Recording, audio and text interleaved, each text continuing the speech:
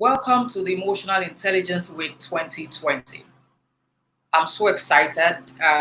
All I can say is welcome from all over the world. Welcome. I don't know what time is it from where you are streaming in from, but you could please send a message in the chat room to let us know where you are watching us from, whatever country, whatever state, just in case you are in Lagos, Nigeria. My name is Oyinkansola Alabi. I am the principal and the founder of Emotion City, Lagos, and in Texas, USA. It is my pleasure to invite you officially and formally today to EQ Week 2020. My guest is already here. She's somebody that I love and I respect so much.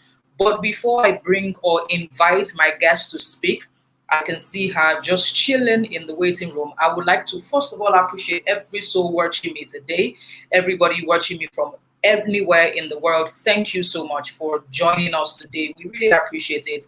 And most especially, I would like to say thank you to all the health workers. Thank you for what you're doing. 2020 is a year. It's a year that we have to dedicate to all health workers. They have been doing exceptionally well before, but this time around, thank you so much, health workers, from the security agents to associates who clean, to the nurses, to the medical doctors, everybody, thank you so much. And then for the parents, I see that parents have been homeschooling their kids and their children. Thank you, mothers. Thank you, fathers. Thank you to everyone who is ensuring that at this particular time, they are giving themselves, they're giving their emotional energy, their finances, like they are reaching out to people. Thank you to everyone who has shown compassion. Thank you to everyone who has shown empathy. I am just here to say thank you to everybody. Thank you to every soul, especially in my country, Nigeria. Thank you to all the trainers, to everyone who is collaborating at a particular level to ensure that this pandemic remains just physical, not emotional. Thank you, everybody. Thank you, everybody. Could you please tell me where exactly you are streaming in from? Let me know what country or what state you are here from. It is my pleasure once again to say thank you for showing up tonight. This recording will be here for let me just say forever. And today is the first day. It is day one of emotional intelligence, the Emotional Intelligence Week 2020. Tomorrow will be another beautiful day with 4 other professionals. And finally, day 3 will hold on Zoom with the Oracle of the brand industry or branding industry in Nigeria, Mr. Leke Alder. I honestly would like to suggest to you that please do not miss any or whatever of these sessions. I will be here expecting and waiting to host you. And to my team members, members of the faculty, and alumni members of Emotion City, thank you so much. Thank you for creating awareness. Thank you for creating a movement around this message. I am because you are. So I dedicate what is going on at this particular time to you. Despite the pandemic, we are here. Thank you so much to every soul that has collaborated and partnered with us. My guest is here. I would call and invite my guest in about 5 minutes. And once I do, I will exit and sit down to also learn. While my first guest is Dr. Maymunah Kadri. She is the celebrity shrink. So I will tell you who she is, and then I will also share my experience with you on my interactions and at the level that we flow. So let me see where people are streaming in from. Thank you so much, every soul. From Lagos, I see from Warri. Thank you so much. Please let me know where everybody's watching me from. Please let me know where you're watching from. I can see the good people of the world. Thank you so much for streaming in. Let me know, please, where you are watching me from. Let me know. And I'd also like to ask a question. I think in Nigeria, we have been on lockdown for roughly about 2.5 months. I just have a question for you. How has this been? Like, how do you presently feel? So could you please share your feelings with me at the comment section? Yes, please. Yes. So the comment section is here. Could you please share your feelings with me at the comment section? How has the lockdown been? We have never experienced a pandemic before.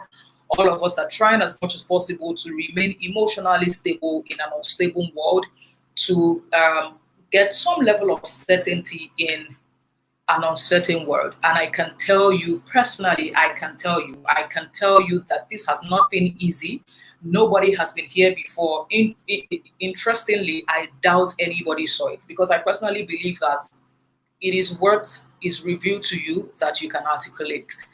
You can only articulate based on revelation. If it is not revealed, you cannot conceptualize and you can't describe.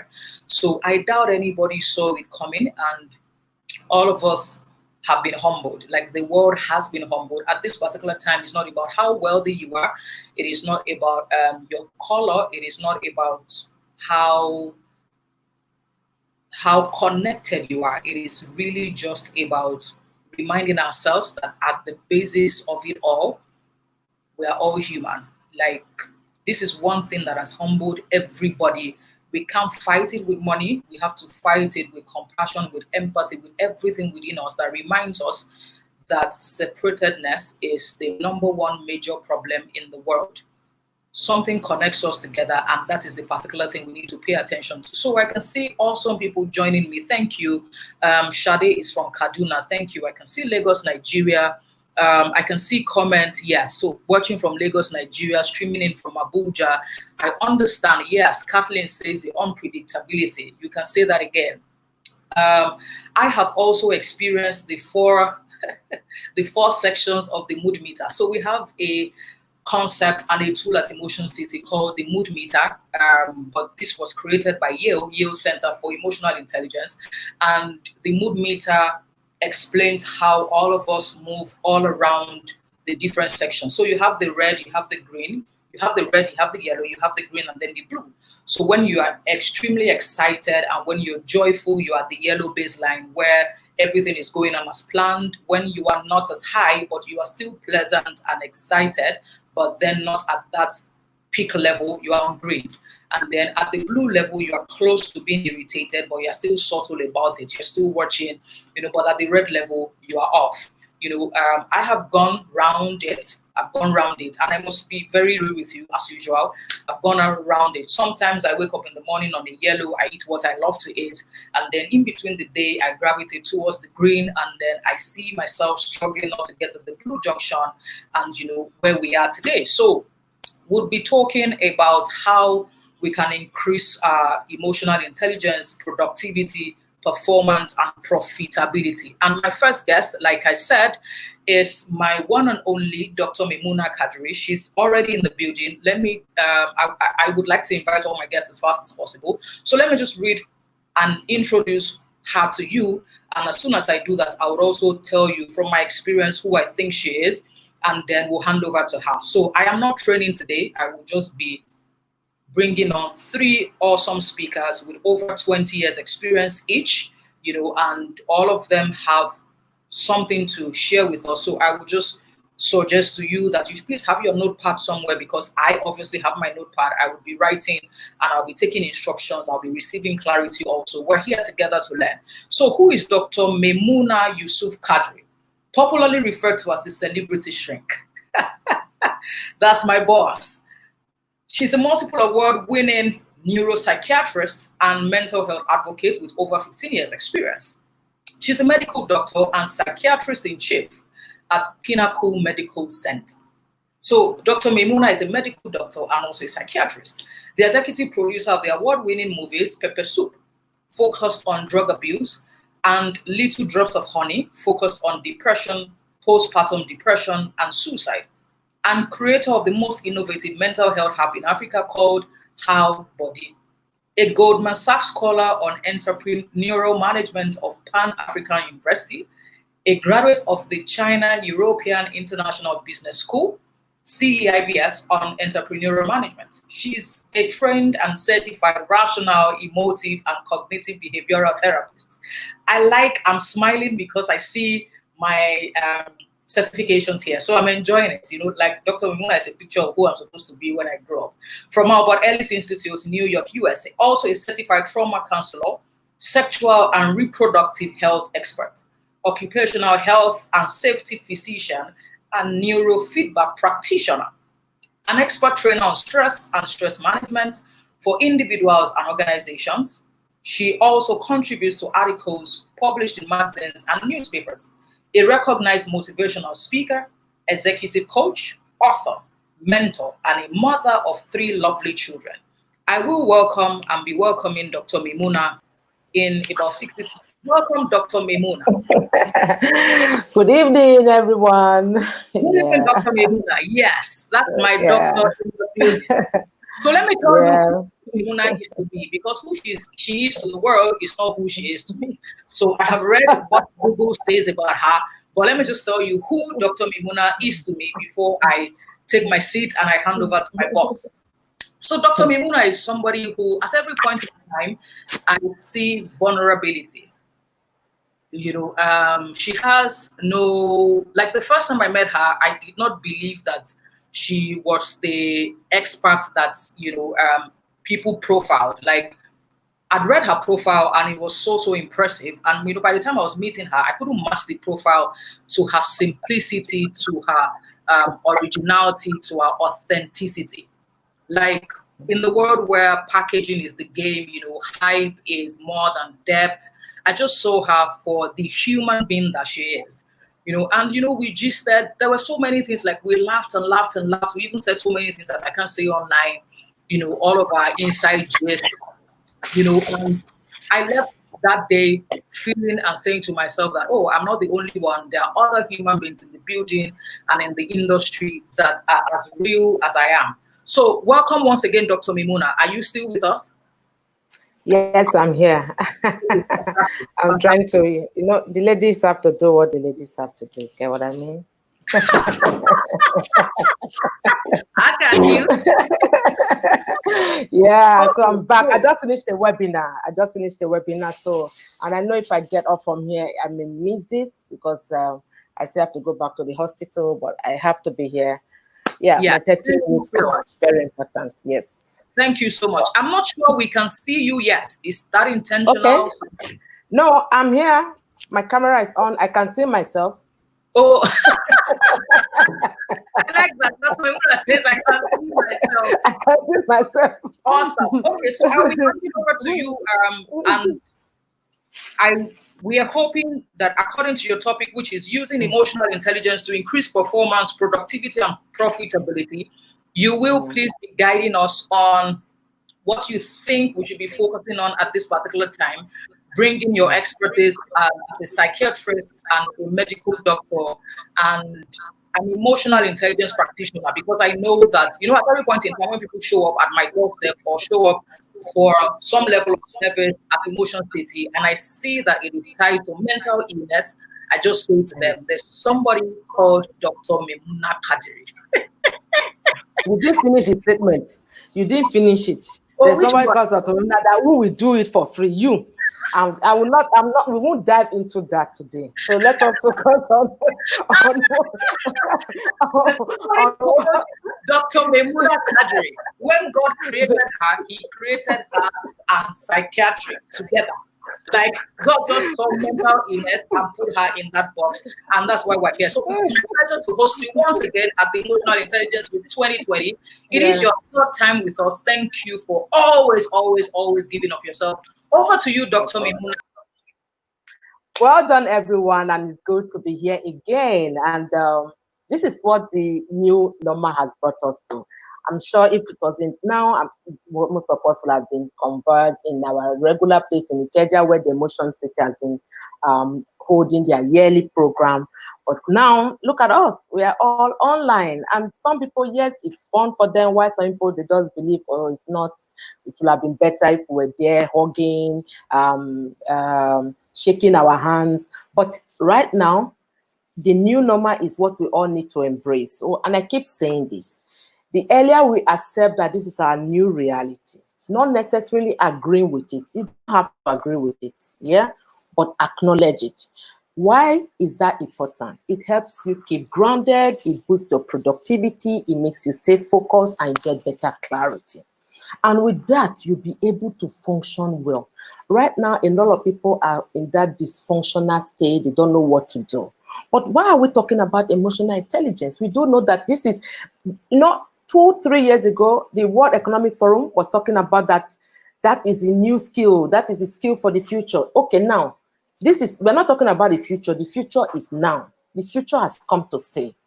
People are losing their jobs. People are being booted out. People are being redundant in their places of work. Businesses are closing down. But what is that one thing that you need to be able to stay normal, productive in this current dispensation? Top notch. Your emotional intelligence matters a lot. 85% of your success lies in it. And so you cannot say you are intelligent with your IQ and you don't have the EQ to go with it. It must go together. And in that way, you will be able to see, you will optimize your skills, you will optimize your potentials. If you are doing a 9 to 5, your organization will recognize you for that. If you are doing a business or you're an entrepreneur, you'll be able to see the loopholes. You're able to see, okay, my business may not be good in this aspect. What will I do differently? Can I collaborate rather than being competitive with my competitors? Do I diversify? Do I do merger and acquisition because my business will not survive alone? These are the things emotional intelligence tells us. I'm not here to define what emotional intelligence is. I know you know it. Google is also there. But why? How is it important in our performance, our productivity, and of course, profitability? Because profitability can go either way, either for you as an individual, and if you are working in an organization as an organization. That's why even those of us that run businesses, they will tell you have a personal account and have a business account, so that you won't merge the two. Tax issues will come in, and you won't be able to account for what comes in and goes out. So I'm going to speak from the angle of being a physician and a psychiatrist and tie it to how emotional intelligence can improve your productivity, performance, and profitability. A recent study of a Nigerian survey of workplace shows that 80% of Nigerian employees will have a mental illness, or rather, they are at risk of a mental illness. As I said today, I run Pinnacle Medical Services, and one of our services is Employees Assistance Program. Employees Assistance Program is to give emotional support to employees of corporate organizations. So if you ask me what is my elevator pitch, I will tell you that I help busy corporate workers to manage their stress and emotional well-being for a healthier, wealthier, happier, and productive individuals. Right now, Pinnacle Medical Services caters for not less than 50,000 Nigerian employees from diverse corporate organizations. And I can tell you, the rate at which people are being let go is alarming. Not everybody comes to social media. In fact, not everybody is still on social media. And so, how do you now, what criteria they use this organization using to keep some people on board and letting some people go? I know most of the HR managers, they are also looking at the emotional intelligence of these individuals. How have you as an employee made use of this pandemic? Were you part of the organizational restructuring? Did you put yourself in that position where you become the most valuable employee? Did they see you as somebody who's adding to the organization as against somebody who doesn't add any value? Are you the type of person that wasn't answering your emails? Did you say, look, working remotely, I'm not going to do it, I'll do whatever I like, and you're causing problems for your teammates and team player, or you're a bad team player? Emotional intelligence will take you to where you never expected to be. And that is why in performance, productivity, and profitability, lack of emotional intelligence will take you nowhere.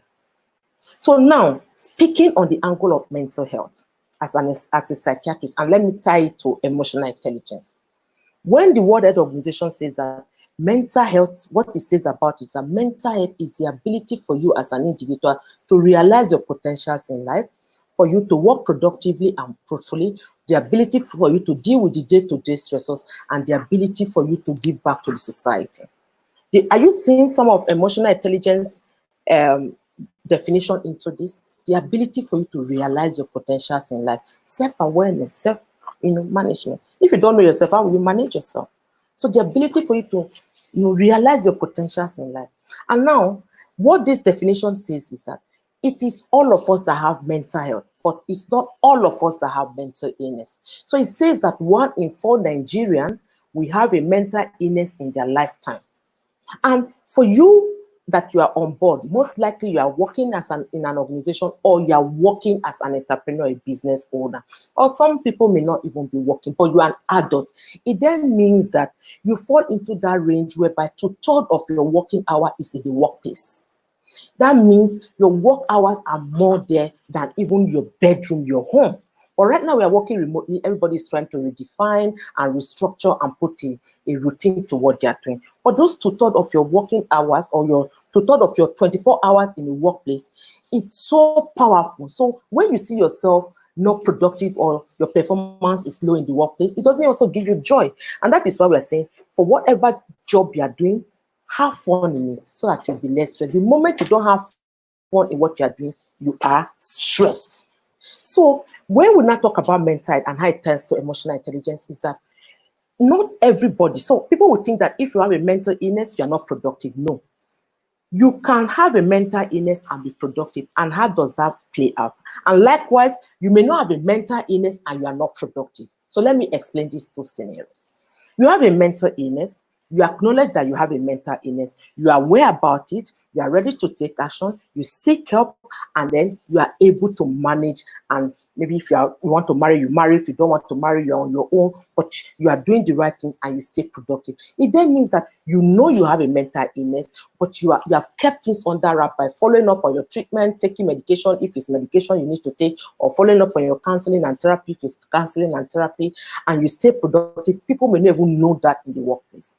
Some other people may not have mental illness, but they are not productive because of their, the way they see life, the way they see things, the way they view life. Everything about them is all about negativity. And that takes us to what we call emotional currency. What is your emotional currency as an individual? Is it in naira? Is it in dollar? Is it in pound? And how does that affect you? When you have money, where do you keep it? Bank. So you keep it to the emotional bank. And what does that mean? You have gone to deposit in that emotional bank with that emotional currency. And whenever you need it, you withdraw from that emotional bank. So you take from it. So are there emotional inventories? Yes, there are things that, that will make you not to be settled. They will unsettle you. They call them emotional depleters. And then we have emotional enhancers. And what are these things that will deplete the emotion? Stress, bad influence, bad news, death of a loved one, coming from a home where there was domestic violence, child sexual abuse, domestic violence, those depleters of emotions. And what are the emotional enhancers? It's just like the opposite, exercise, eating healthy diet. Like the COVID-19 is telling us that we need to boost our immunity. So you see where emotional intelligence comes into mental illness. Now, this is the news.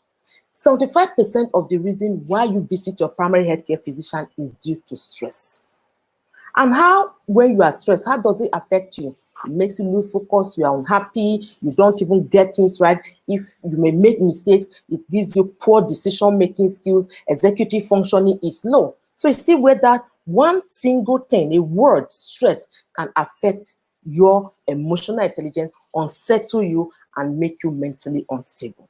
So because of that, how do you now say, I want to be able to stay productive, increase performance, and of course, boost profitability, whether for your organization or whether for yourself as an individual? But like I said earlier on, your emotional currency, putting it into the emotional bank, knowing your emotional depleters and your emotional enhancers are very key. Why? Your thoughts influence your emotions, and your emotions influence your behavior. As an individual, we all have the letter A to Z, but the letter B, C, D are very important to your holistic mental wellness and your emotional intelligence. And let me tell you why that is so. Your B, the letter B is birth. People are happy when you give birth to you. That is birth. And the letter D is death. People cry when you die.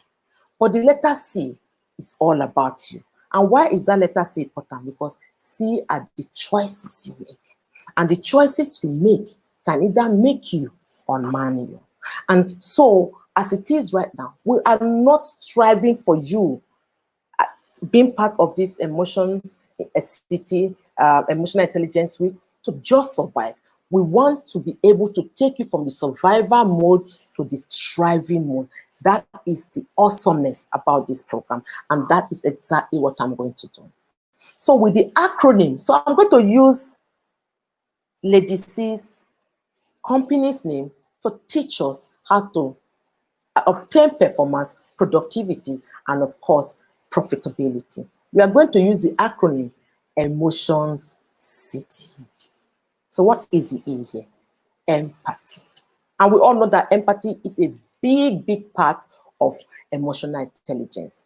Empathy is social awareness. You putting yourself in somebody's position, you realizing that this person needs this, and you have to. It's not like you are being selfish or whatever, but you are putting yourself in that position. And how does that boost your productivity?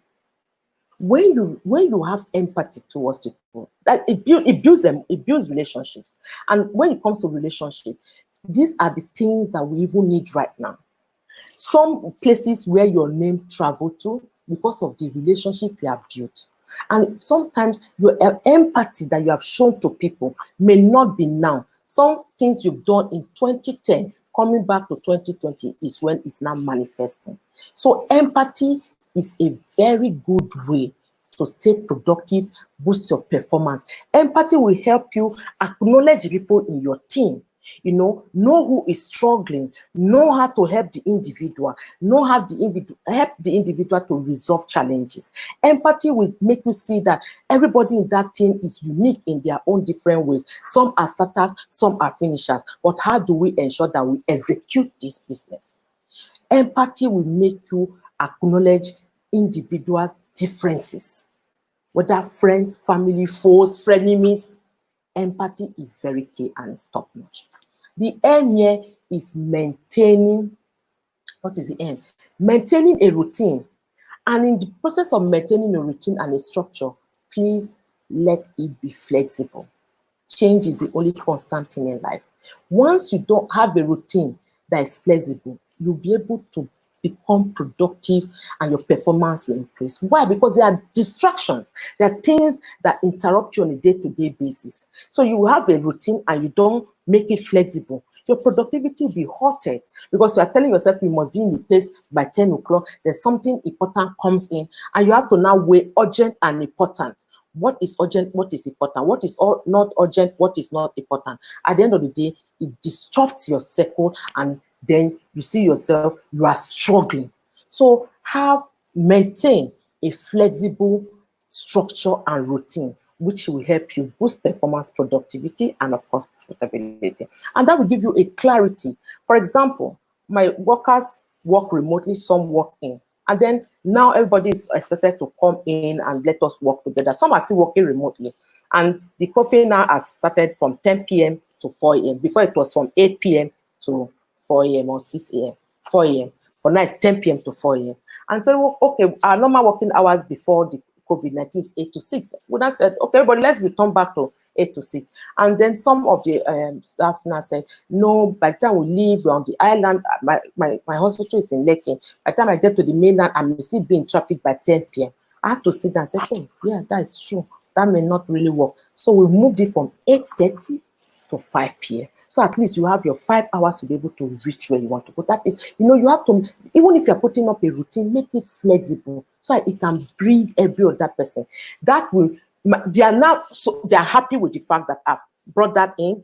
What will now happen? Performance, productivity, and most likely profitability for the organization. So that is the end for it. The all here is that you have to opt for active listening skills. Listening skills are very, very important. It's teachable. Some people don't have it. I understand, but it is teachable. Was I always this attentive or I have good listening skills? I may not. I will tell you I may not be. Some people see me as an extrovert and I tell them that it's my job that made me an extrovert. In fact, this COVID-19 even made me realize my true self and what I truly enjoy and I do. And that is what I really want each and every one of us to also get. So the opting for active listening skills make you to listen to those things that person is not telling you. Makes you to listen to understand the point where that person is coming from, not necessarily to respond. And how does that improve your productivity, performance, and productivity? For you as an individual, by the time I remember 3 years ago, the richest woman in Africa, Folorusha Lakija, met us in a conference, and then she was to go around all the different booths in that conference. When she got to my booth, mine is stress management. So I had some balls, stress management balls. I had some shoes that you can use for stress management. I had all the BP apparatus just to check yourself and all that. But what did that woman recognize? I completely forgot at that point that she was a fashion designer before she got into the oil and gas business. It was my dress. I said, oh, Lord, I love your dress. Where did you get that from? And of course, my bulbs like lit up. Like, okay, it's not about my business, is about this dress. And she said, told the PA, see her and talk to her regarding that dress. Did I make the dress? No. Do I know who made the dress? Yes. Is there something I can leverage on at that point in time? Yes. I sat down with the owner of the dress. I said, you see, we are in business together. We'll deliver. This is what it is. This is how it is. Do you know the end of the story? You know, that's how the story ends. So I leverage on that.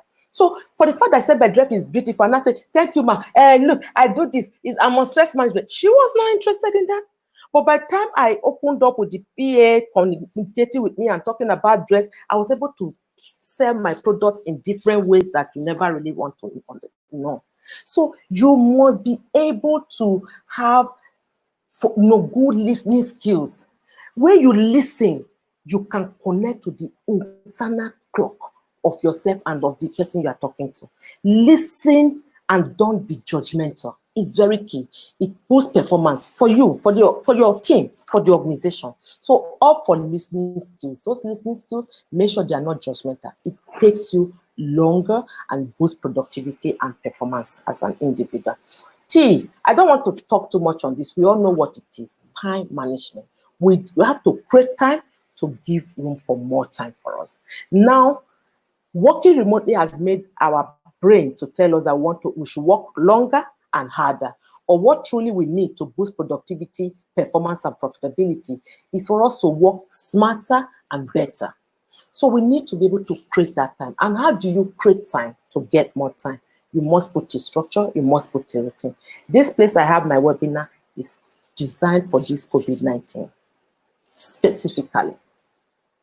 So when my children see me in this my space, now because I'm at home, they know that it's business. My headset are on, they see me concentrating. So anybody that's trying to even ask any question, they know the rules. They write it down, they show me the paper. If I can blink up and say, and I will now either yes, or no, they know. If I'm most times they won't come to this space because they know that I'm busy. You can't say you want to create time and you don't have the structure. You carry your laptop, sit down in front of the TV. They will think you are not even serious.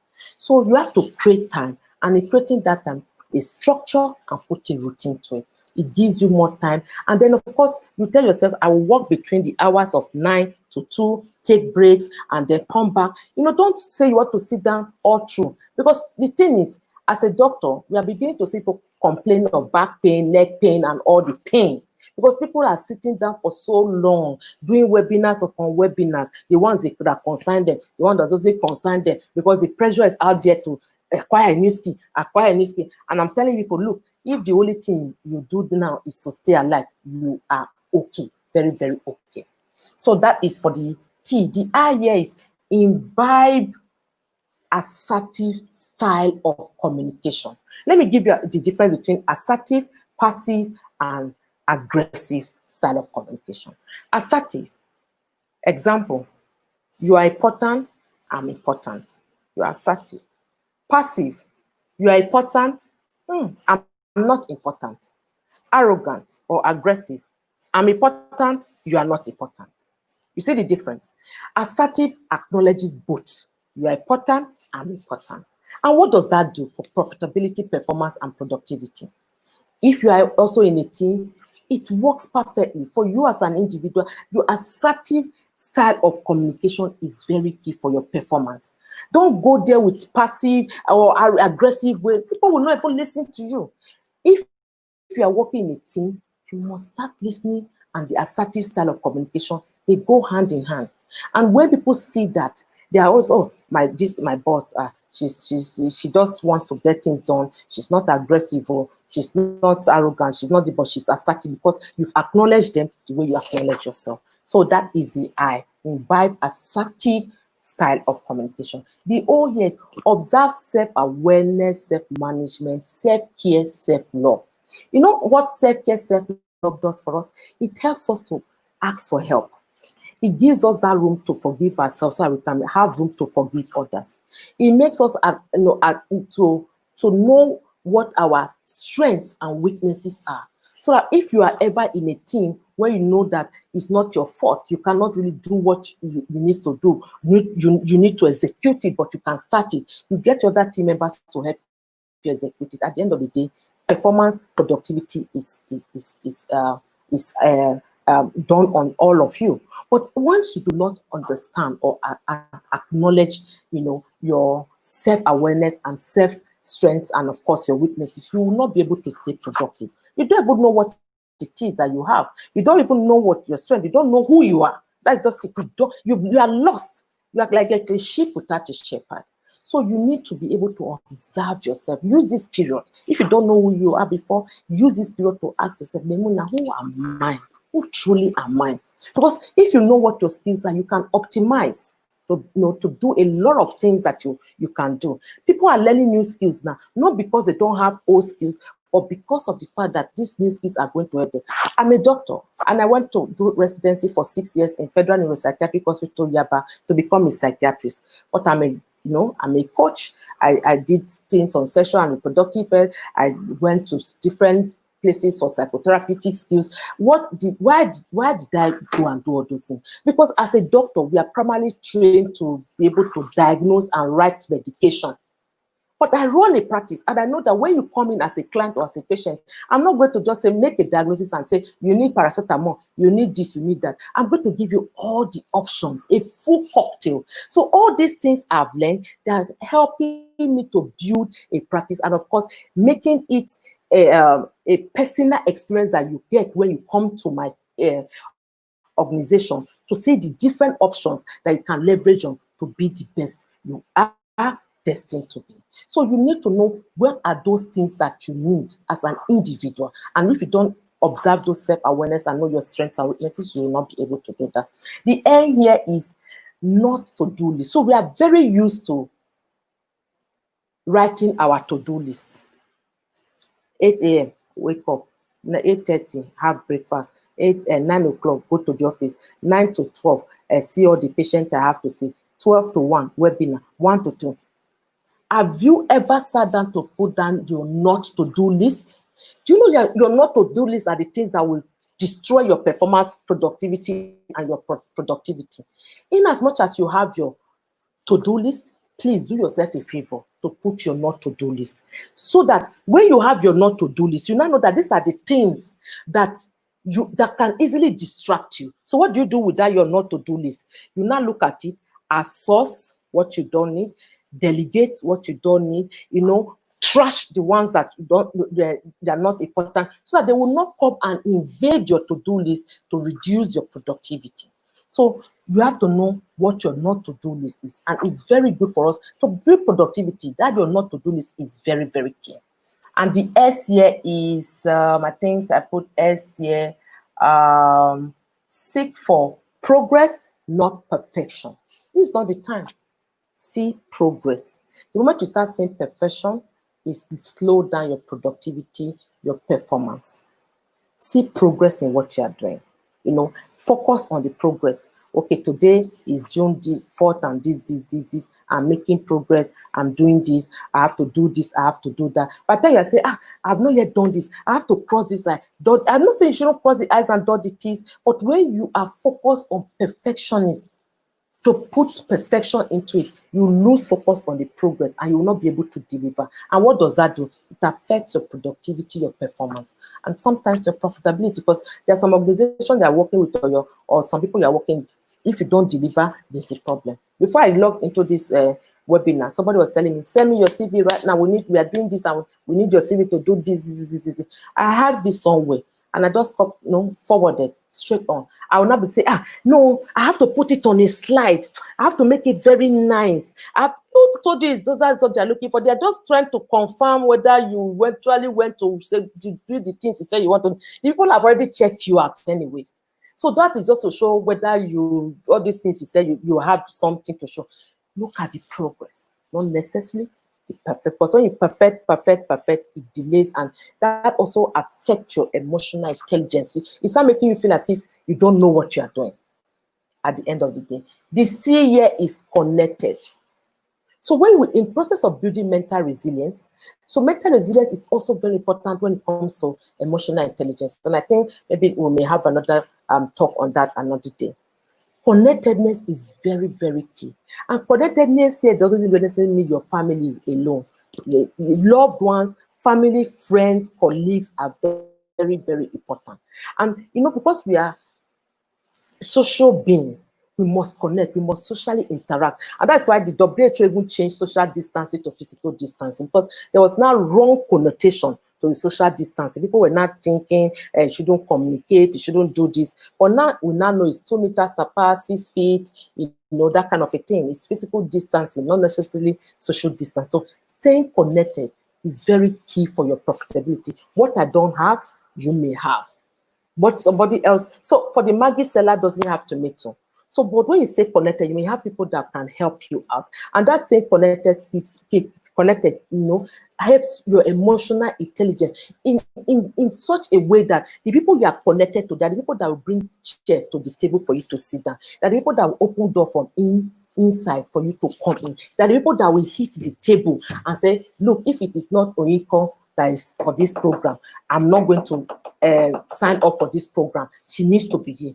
That connectedness is very key. So there's what we call connected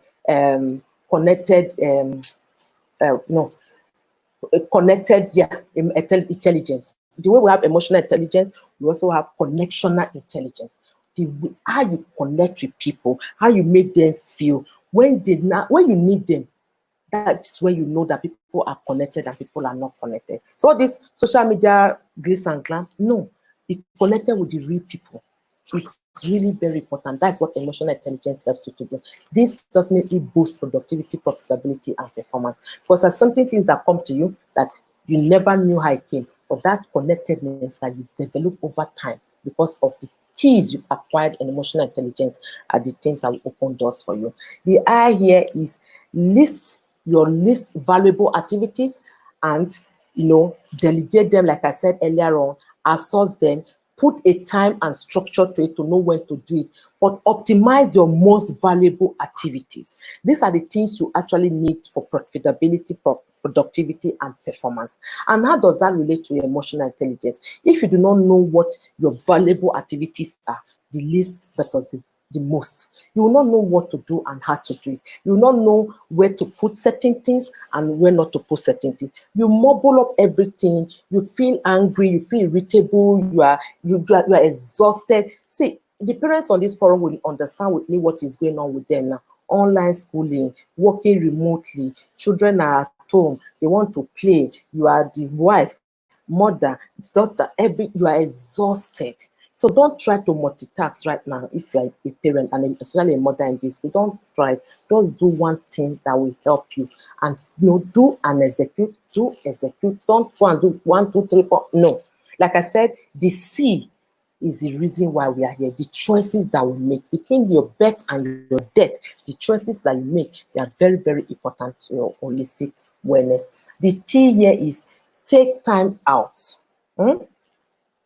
For better sleep, for regular exercise, and for your healthy diet. You see this productivity and performance. Trust me, if you don't have good sleep, you cannot be productive. Never. Sleep is so important that the moment you have distortion in your sleep cycle, whether poor quality of sleep or lack of sleep, you find yourself making mistakes, executing wrongly, poor decision making, and in fact, it may even affect your self-worth, self-esteem, and self-confidence. So your sleep is so important to everything that you do, in ensuring that you have a refreshing sleep. So I'm not going to tell you 7 to 9 hours. Some of you, your 4 hours are okay. Some of you, your 5 hours are okay. 9 hours, if you get it, awesome, good, congratulations. But if you don't, look for one thing that stands out for everything I want to say when it comes to sleep, is the refreshness. As far as you sleep and you wake up refreshed, you are good to go. So make sure you take time to have good sleep hygiene, exercise, because it boosts your happy, feel good hormones, your endorphins, and it keeps you productive. And of course, your diet. That is why even COVID-19 is saying boost immunity. So in case you have it, there will be issue. You can be able to fight it. The last but not the least is the why. So I'm going to round up because the next person is already on board. The why here is yes versus no. Why am I saying this? We need to be able to have that, be more emotionally intelligent enough to know when to say no and give room for our true yeses. Some people just want to be everywhere. Dear brothers and sisters, you can't be everywhere. The FOMO syndrome, drop it now. That is the fear of missing out. You are not missing out on anything. No. Know when to give room to your true yeses by saying more of no's. It doesn't make you say that you are arrogant, you are wicked, you are this. I know how many webinars I said I wasn't doing. It's not because some of them they were going to be paying me, some of them they were not going to pay me. But I knew at that point I couldn't take them on board because there are other things that were more important. Look at the valuable activities I talked about. My most valuable activities as against my list. So yes versus no just means that for your productivity, performance, and profitability, learn to say more no's so I can give room for your true yeses. Because we all need motivation in everything we do. Purpose. For purpose without energy is worthless, is useless. So you need to be able to put everything under wrap. And like I said earlier on, 75% of the reason why you visit your primary healthcare physician is stress. You need to manage your stress well. As an individual, your stressors can make or mar you. And when it comes to emotional intelligence as an individual, if you do not manage your stress well, you can't stay productive, your performance will drop, and of course, subsequently, your profitability will be affected. I think I am done now. So, Lady O, over to you.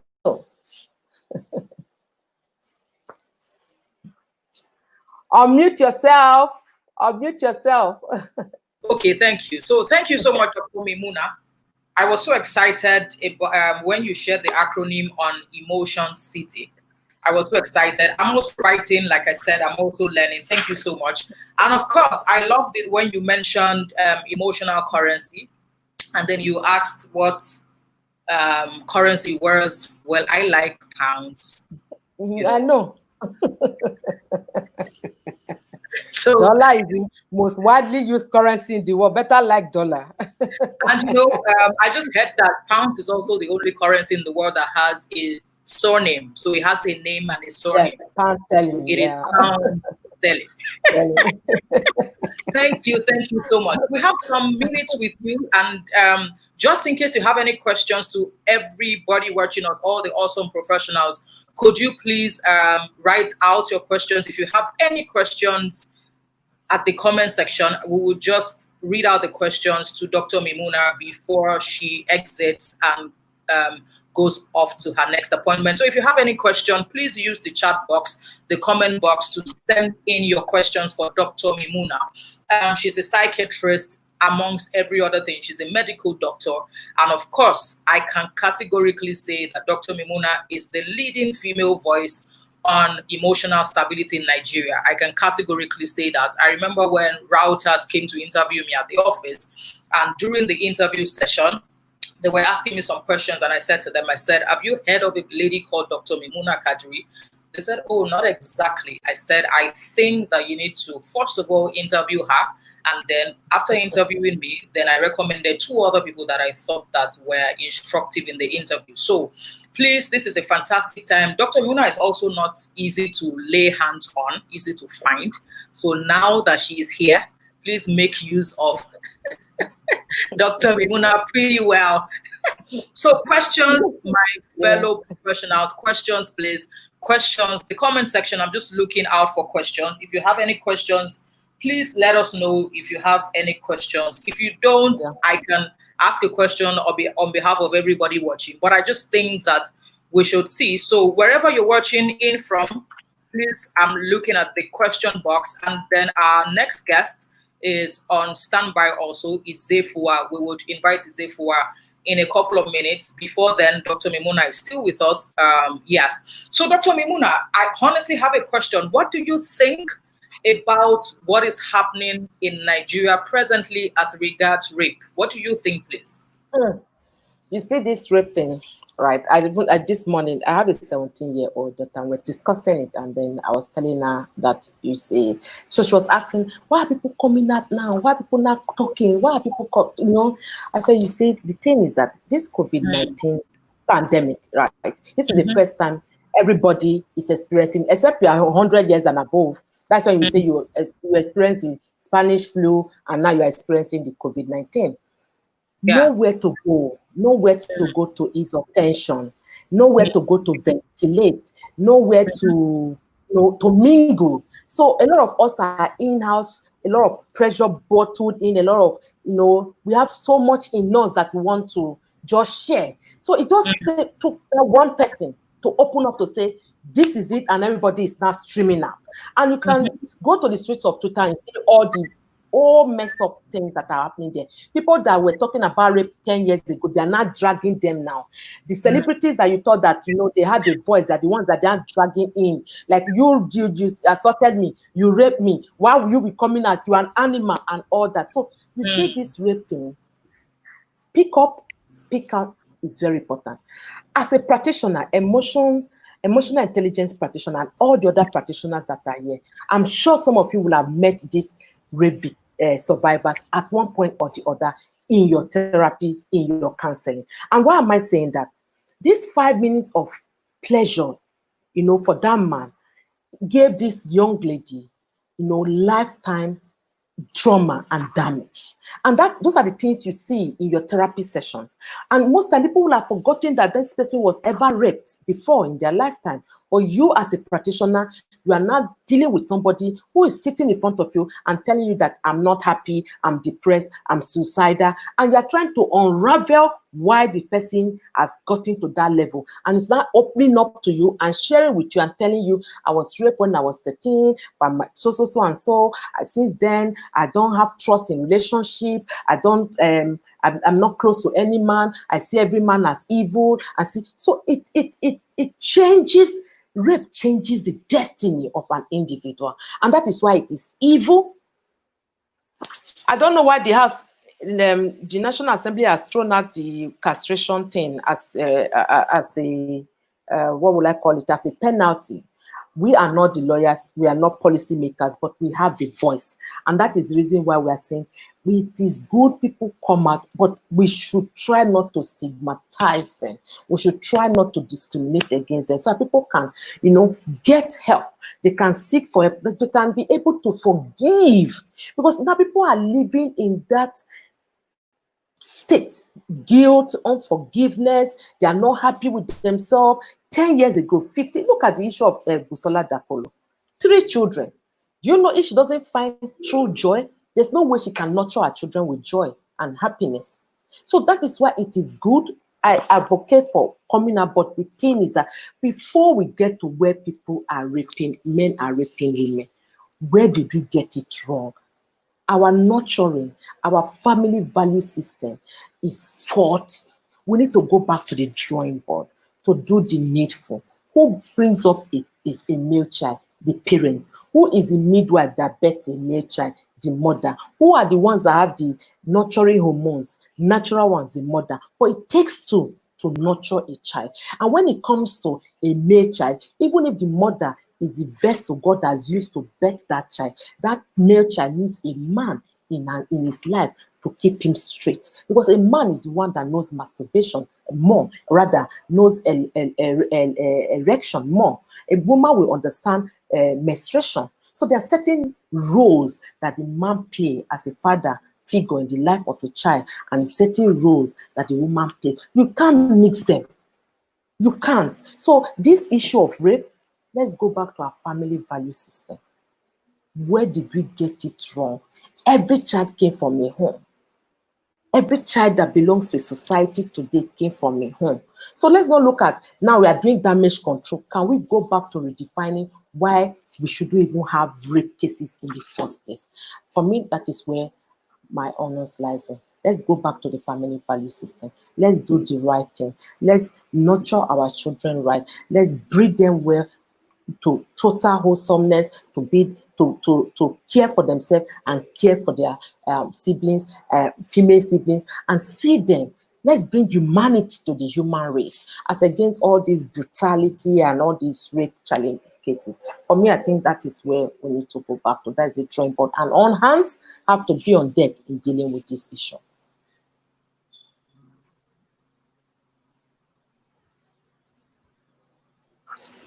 I can see you. Yes, I'm here.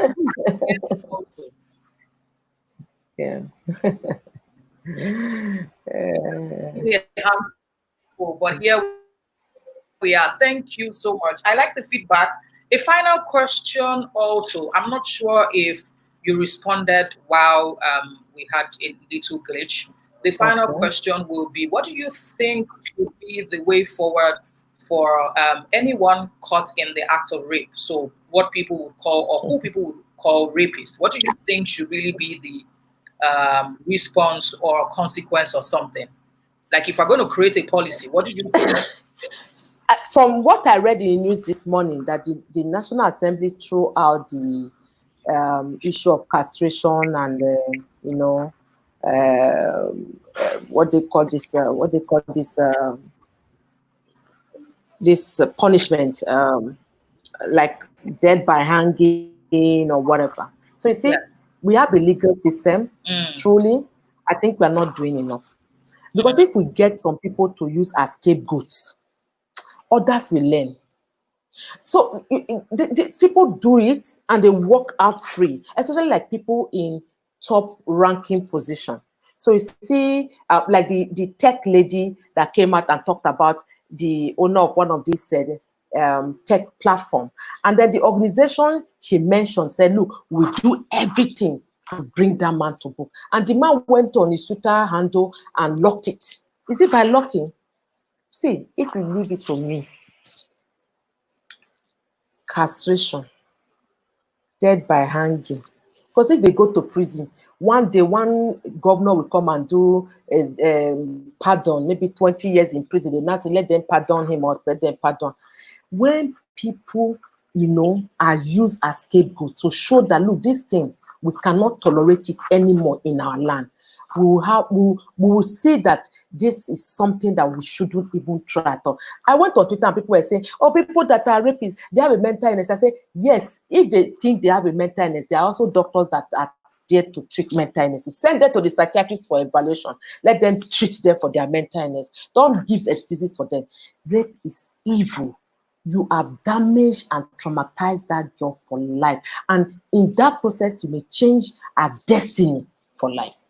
So for me, total punishment, death by hanging, castration, but that's not what the law says. It's go to prison and then maybe one day the person will still come out and still do what he was doing before. So I'm vexed. I believe we should use some people as examples. When people see that, everybody will sit up. People will sit up. wow, I totally agree with you. That was also what I mentioned this morning while I was on TVC, when I was saying that when Mm. they requested for feedback and said, what do I think they should do? I said, even though I prefer the peaceful and loving route, I think that we need to some level, play a bigger game by letting people know that if we have to be aggressive, we can. Make about 5 or 10 of them scapegoats. Let it be death Yeah, penalty. Then the other people will ones, sit up. Yeah, people will sit up. Yeah. we can be speaking English. But for now,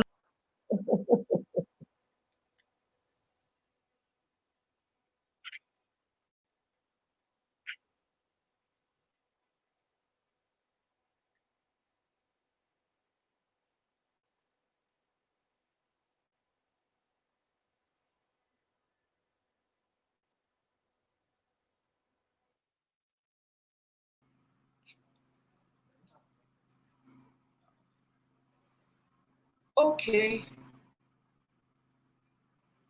I'm back. I can see Okay, that yeah. a lot of things are going on right at the same time, but then we're trying as much as possible to hold this down. Thank you once again, Dr. Maymunah. Could you please share if we are trying to reach out to you or to Pinnacle Medical Center, where can we find you, please? Okay, so it's good to just follow me on my handle. This is my personal handle, and then of course, Pinnacle handle is at Pinnacle. With that, the phone numbers it's easy to get phone numbers, it's easy to get our address, and of course, yeah, we can take it from there. So we're 24 hours Very well. organization. Yeah. Thank you so much once again. Our handle once again is Pinnacle Med NG, and our personal handle is I am Dr. Dr. Maymunah. May as in month of May, and then MUNAH. Thank you once again, Dr. Maymunah. It was a pleasure having you. Thank you so much for sharing your life and your expertise with us at Emotion City and at the EQ Week 2020. Yeah, thank you too. So I'm still going to be here. I hope for comes on board and let us hear about all the positive psychology. Yes, ma'am. Thank you so much, ma'am. All right then. Okay. Bye. Thank you, ma'am. Bye, ma'am. Bye. Okay, thank you once again. All the professionals still with us. I can see all of you still tuning in from all over the world. Like I said, this will be very apt and we're working with time. The next professional is in the house. I can see her already. I would introduce who she is to us. I know her personally, so I would share my personal testimony of who Izefua is. But before then, I would go ahead to share her professional profile. Izefua Williams Ehabor, Africa's emerging voice and thought leader on intentional positive parenting and wholehearted living. She is the founder of Family Culture by Izefua. She is the host of the Parents Talk Show, The Parents Talk, a radio show for parents, educators, and all child influencers on City FM. She's a lawyer. She provides support to individuals, parents, schools, organizations, administrators, community programs through one-on-one or group coaching, speaking, workshop, training, writing, and various social media platforms. To holistically equip families and organizations, she's created specific platforms such as the Parent Talk, the Father Factor, Space for Moms, and the Teen Power. Okay, the Teen Power, Early Years, School Climate, and Worthy Life to meet the specific needs of empowering ourselves and our children to embrace our worthiness and enjoy living our best possible life.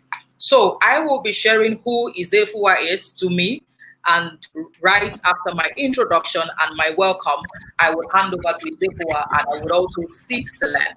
So before I share who she is to me, welcome Izefua. How are you today?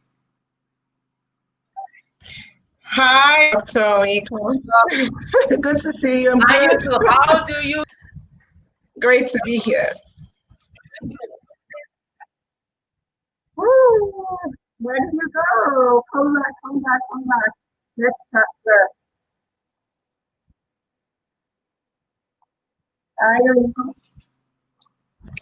I will be talking about who Izefua is in some few seconds, which is Izefua is one of the most pleasant and most beautiful professionals I have met in Nigeria. Very simple as usual. I think I have a thing for a knack for simple professionals, simple but deep, people who prefer depth to height. And that was what attracted me to her.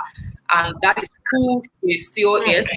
So one of Izefua's knacks and her forte is parenting. But tonight she will be talking about emotions, effectiveness, and well-being. So I will be handing over to Izefua for the next 30 minutes as she takes us on what it is to be effective, to also be an intentional adult or an intentional professional. So over to you, Izefua. Is that fine?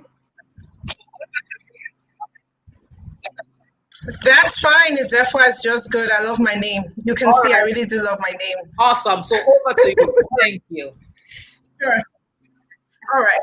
Thank you so much for having me, Emotion City, and for having me, Oyinkansola. It's such a pleasure to be here. Thank you, everyone on the call today with us. That was a lovely session with Dr. May. I stayed at the back background listening to the part. Really, really inspiring when your elders speak.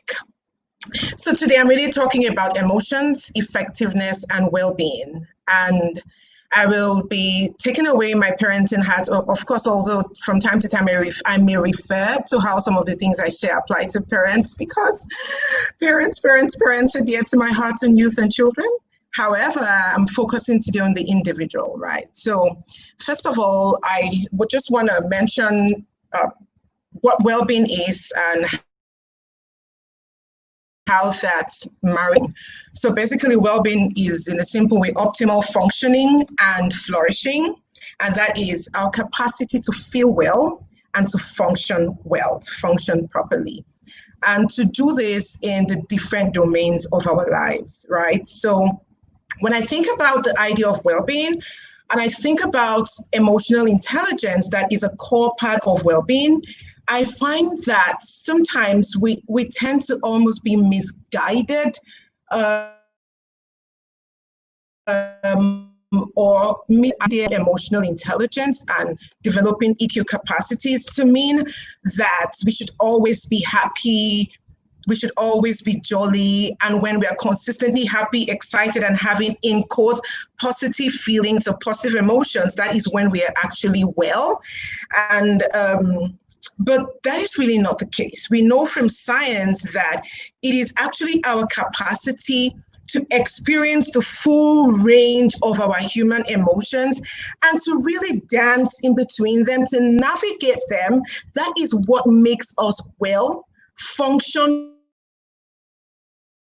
feel well, function well, and be effective. So effectiveness here really speaks about our capacity to produce the outcomes that we desire in our lives, and whatever that is in different domains in our life. Just that innate capacity, that innate ability for me as a human being to show up in the world and influence or produce my desired outcome. And we know that emotions really lie at the core of producing an outcome. Emotions drive us, we say, and drive people, drive us, and then people go ahead to drive performance. So today I'll be focusing on the person.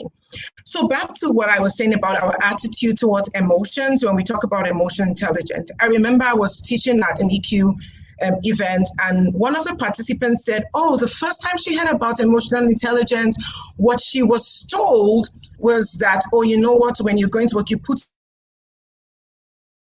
your emotions out there.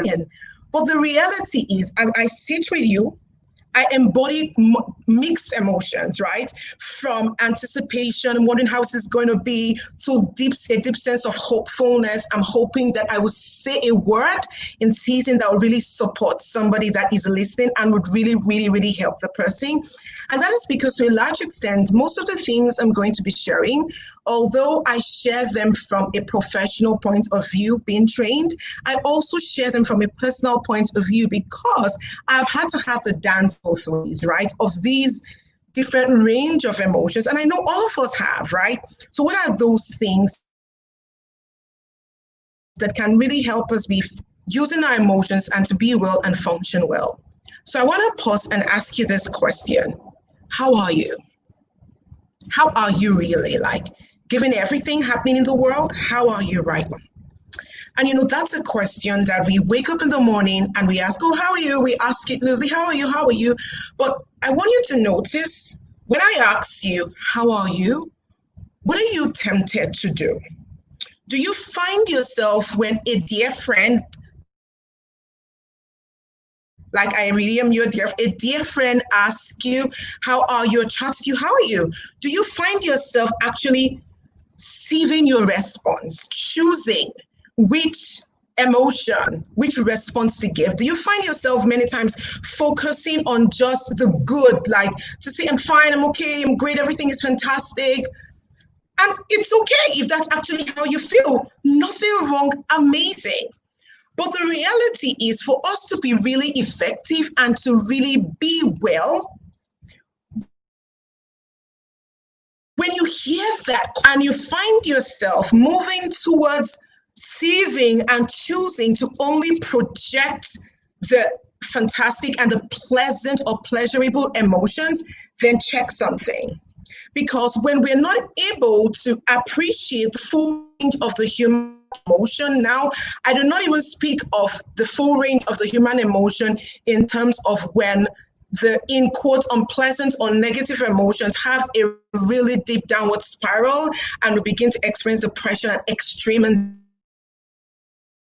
anxiety. That's not even the conversation. I'm talking about our every day-to-day life where we experience both kinds of emotions, right? So when you notice yourself and you notice that you sieve which emotional expression you want to show or give, and you think being well is just a happy-orgy jolly. And this is particularly important for professionals, for well-being and for helping professionals, because we want to project ourselves as having it all together at the detriment of our own well-being.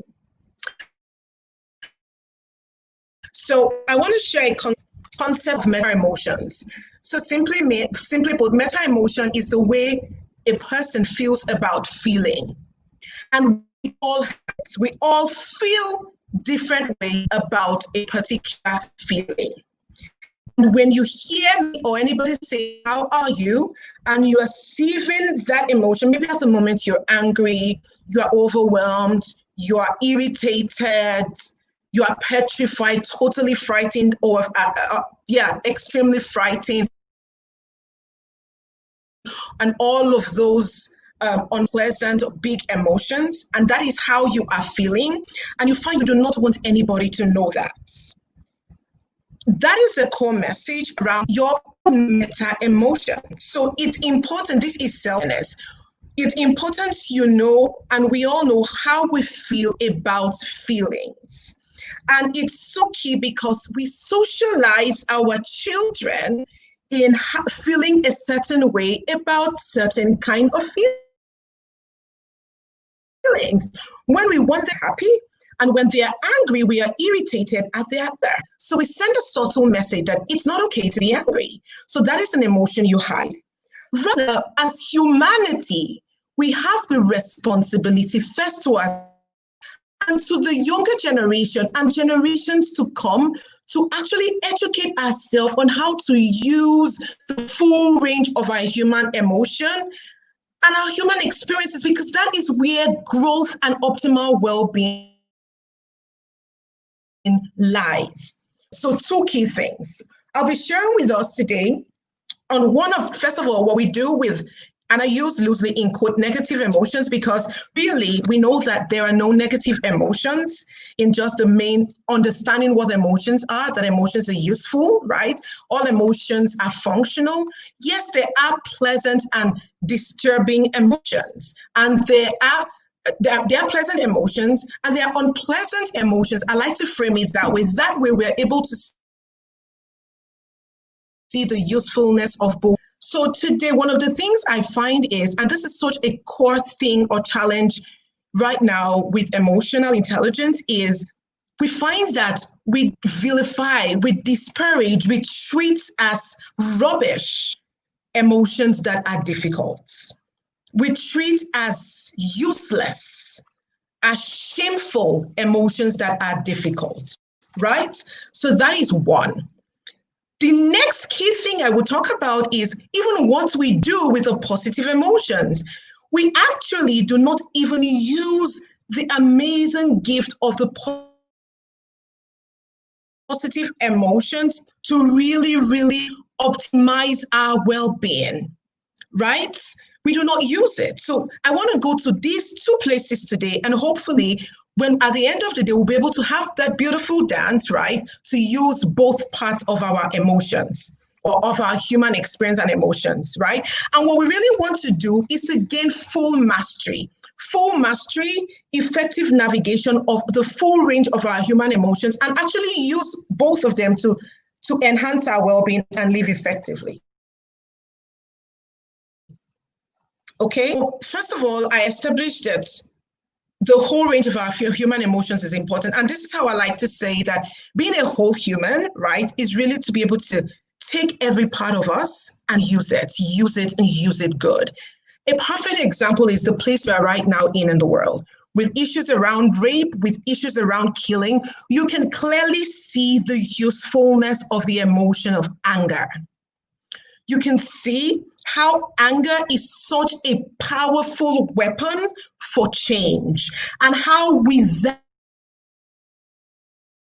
the emotion of people would remain in suffering, people would remain in all sorts of dark places and not have a solution to the challenge. So that is what I mean by really experiencing and using the full range of our emotions. So here's the thing.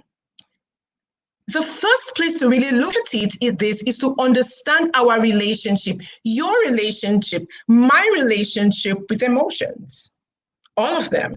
So just a simple question, what's your relationship with fear like? What's your relationship with anxiety? When you feel it and deal with it, do you suppress it? Do you throw it away? Do you hide it? Or do you use it? Even what's your relationship with joy? There are people that are not able to even experience and allow themselves enjoy emotions of joy and pleasure. And I say that because I used to be one of those. I did not even understand how to use joy and use joy optimally. Right? So what's our relationship with that? So have that question at the back of your mind. The second question I want to invert is, what is our capacity to actually use and transform? Take note, I do not use the word control. Not control, because really, we almost can't control how we feel, but we can navigate an emotion, we can transform an emotion, right? And I'll tell you what that means and how to use that. We can transform an emotion. We can shift an emotion, right? But we cannot just control. Like control almost sounds there is something I want to make it. No.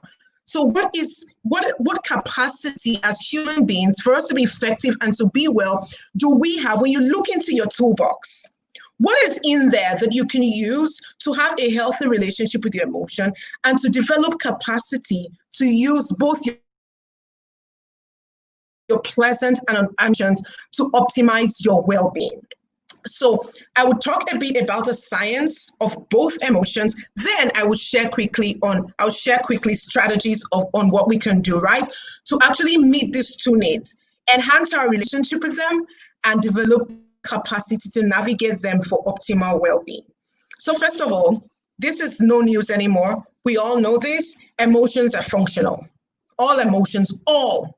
So for the person that doesn't know what that means, that simply means no emotion is good, no emotion is bad. All emotions are useful. They are data that we can use as information. I like to say emotions are for me, or for the good of others, right? So in this moment, with the anger, the rage, the anxiety, the uncertainty that we feel in the world, this is useful information that we can actually use, right? So the next is, it's so important to understand that what science is showing us is how we interpret emotion, the emotions we experience, shape our self-belief. I'll say that again. How I interpret the emotion that I'm having would shape my self-belief.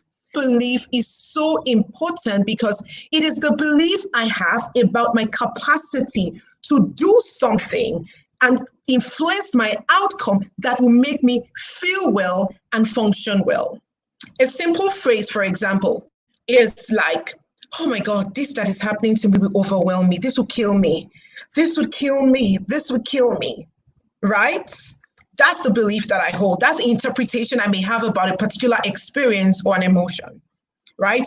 Or I could have a belief or a perception around an experience like, oh, wow, this is so difficult. This is so difficult. I feel so uncertain and so anxious. I can handle this. And I can handle this becomes a mindset I would use to say, so what resources do I have to support me, given the fact that I feel so anxious right now? You can see the second phrase shows a healthy relationship. I am not saying the anxiety is bad. Rather, I'm saying it's an unpleasant feeling. It's here for a reason. I need to understand it, and I need to tap into my resources to help myself navigate it, move through it. Remember, emotions are emotions. Move through it and come out better. Another key thing I want to talk about is the fact that when we feel emotions, so particularly negative or unpleasant emotions, we criticize ourselves for it. We judge ourselves for it. And we think that by criticizing and judging ourselves and shushing ourselves, you shouldn't feel that way, why are you angry, and all of that, we are motivating ourselves to do better. But in reality, we are not. What we are doing is we are hurting ourselves further, and we are actually not training our brain, right? The part of our brain that is even generating all of these responses. We're not training our emotional brain and feeding it with skills to navigate these tough times that happens to every human being. When we criticize it, on the contrary, we can actually meet our difficult and big emotions with self-compassion, with a lot of tenderness, a lot of kindness, and a lot of self-compassion, knowing that the emotion is there for a reason. The emotion to help me, say for example, I have been taking on so much work. I am not resting. Dr. May was talking about sleeping when I joined, sleeping, resting, eating well. Take, for instance, I am not resting, I am not eating well, I am not sleeping, I am not connecting with friends or with my family during this COVID period. And suddenly I start to feel overwhelmed. There is tightness at the back of my head. I'm having panic attacks. In fact, I'm not able to sleep well.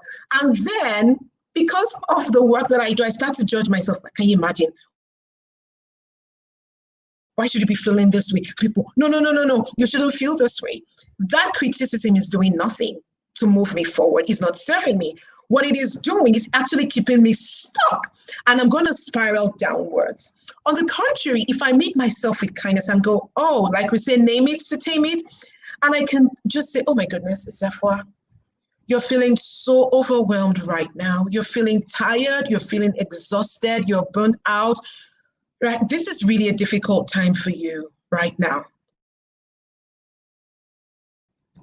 By naming myself, and this is a strategy, by the way, I'm just dropping, I'm meeting myself with tenderness, with compassion, then I can follow that up with what do I need right now? So 3 things I want to share. The first is self-awareness towards the emotions that we feel, pleasant, unpleasant. Self-awareness about what emotions actually is. A lot of education needs to happen in this regard. Self-awareness. So this is a model I'm sharing with you that I use. The second is self-compassion. Now that I know that I feel, what do I need right now? What do I need? When I feel this way and I meet myself with compassion, I like to say that when you're in the downward or state of unpleasant emotion, sit with that feeling. Do not run away from it. Accept the emotion as what is happening to you right now. Not as who you are, as what is happening to you right now, as helpful. Meet the emotion with curiosity and not judgment, and know that you do have a choice, right? And when you meet the emotion, we go, wow, why am I feeling? Sometimes you may not even know what is this that I'm feeling, and why am I feeling this way right now? When that happens, recognize that it is a human experience that you are having, and it is okay to feel that way. That is where self-awareness, self-compassion, and the 4th thing, self-care, comes in. So when you're aware of the feeling that is coming up or the emotion that is coming up for you, you treat yourself with a lot of compassion. And a simple way to do that is, first of all, recognize it's a shared human experience to have these feelings. It's a message. It's shared. We're all experiencing these difficult emotions. 1. Next, speak to yourself the way you would speak to your friend. Imagine that a friend is here and saying, this is how I am feeling. Would you be criticizing, judging, blaming at that time? No, you'll be using kind language. You'll be soothing your friend in a way that your friend is able to move forward. So self-awareness, self-compassion, And then self-care is about it. What do you need to do that can support you to move forward, to support you to actually handle that difficult emotional experience in a constructive way, in a way that is of service to you, and in a way that is of service to others, and in a way that helps you? Okay, so that is one thing to do, right? So I want to quickly highlight this, the idea that we all have what we call negativity bias, all of us. And that means as human beings, we have the capacity and understand what is wrong with us. This is so important for this time. We focus on what is wrong with us, and also the idea that bad is stronger than good. So here, guys, unpleasant emotions, they are actually more powerful when we experience them than kinder and pleasant emotions. And this is important. It tells you that we actually withdraw from what I call our emotional bank account in double digits, right? And we make deposits in single digits. So what this simply does is it gives you information to know what you need to do to have that dance, to fill your emotional bank account. Think of yourself as having an account, a psychological capital, what we call psychological capital, a bank account where you have emotions, the complete human range of emotions, right? And you do something every day to fill up your positive emotions, or you do something to take away from you. So from the moment we wake up, we begin to deplete. As we're walking, as I'm talking, I'm using up energy. And what we know about negative or unpleasant emotion is they actually use up energy. They use up so much. Like when you feel angry, when you feel sad, when you feel anxious, when you feel fearful, they take away from you so much energy. The contrary, when you feel a lot of positive emotions, you actually give a lot of energy, both to yourself and those around you. So why is this information useful? It's useful because it helps us to understand that we need to intentionally prioritize our positivity. What that means is we need to intentionally create moments to schedule positive experiences in our lives. From the research, so one of the things science showed to us is there are people who focus on just being happy, and they focus on pursuing happiness, right? The more they focus on pursuing happiness, the research shows they do not get happier. On the contrary, people who focus on intentionally planning out their day and their life and how they live by prioritizing positive experiences, experience, and happiness. And that is simply because positive emotions broaden us. They make us more creative, they make us more expanded, they make us feel well. And in quotes, unpleasant emotions narrow us. And when we experience it too much and too frequently, they deplete us, they pull us down. And our world is filled with reasons for us to experience unpleasant emotions by the minute. So it is our responsibility to intentionally schedule pause. And the scheduling is as simple as prayer.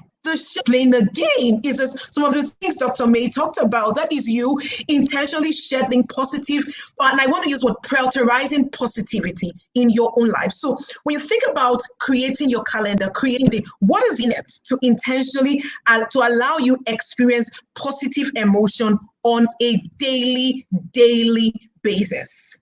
That is one core thing. And one of the simple and powerful way to do this, right, is gratitude. Just simply being grateful, being what happens in your life, and grateful even when things that look challenging happen, to find something positive in that difficulty.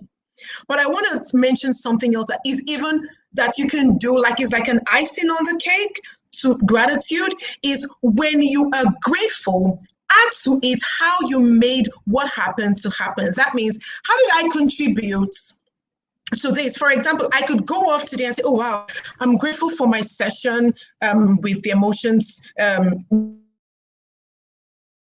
at the emotional intelligence. When I'm writing my gratitude journal, I could say, I'm grateful for my session, for being at the emotional intelligence week, and how, and the things and the concepts and the things that I shared to support someone.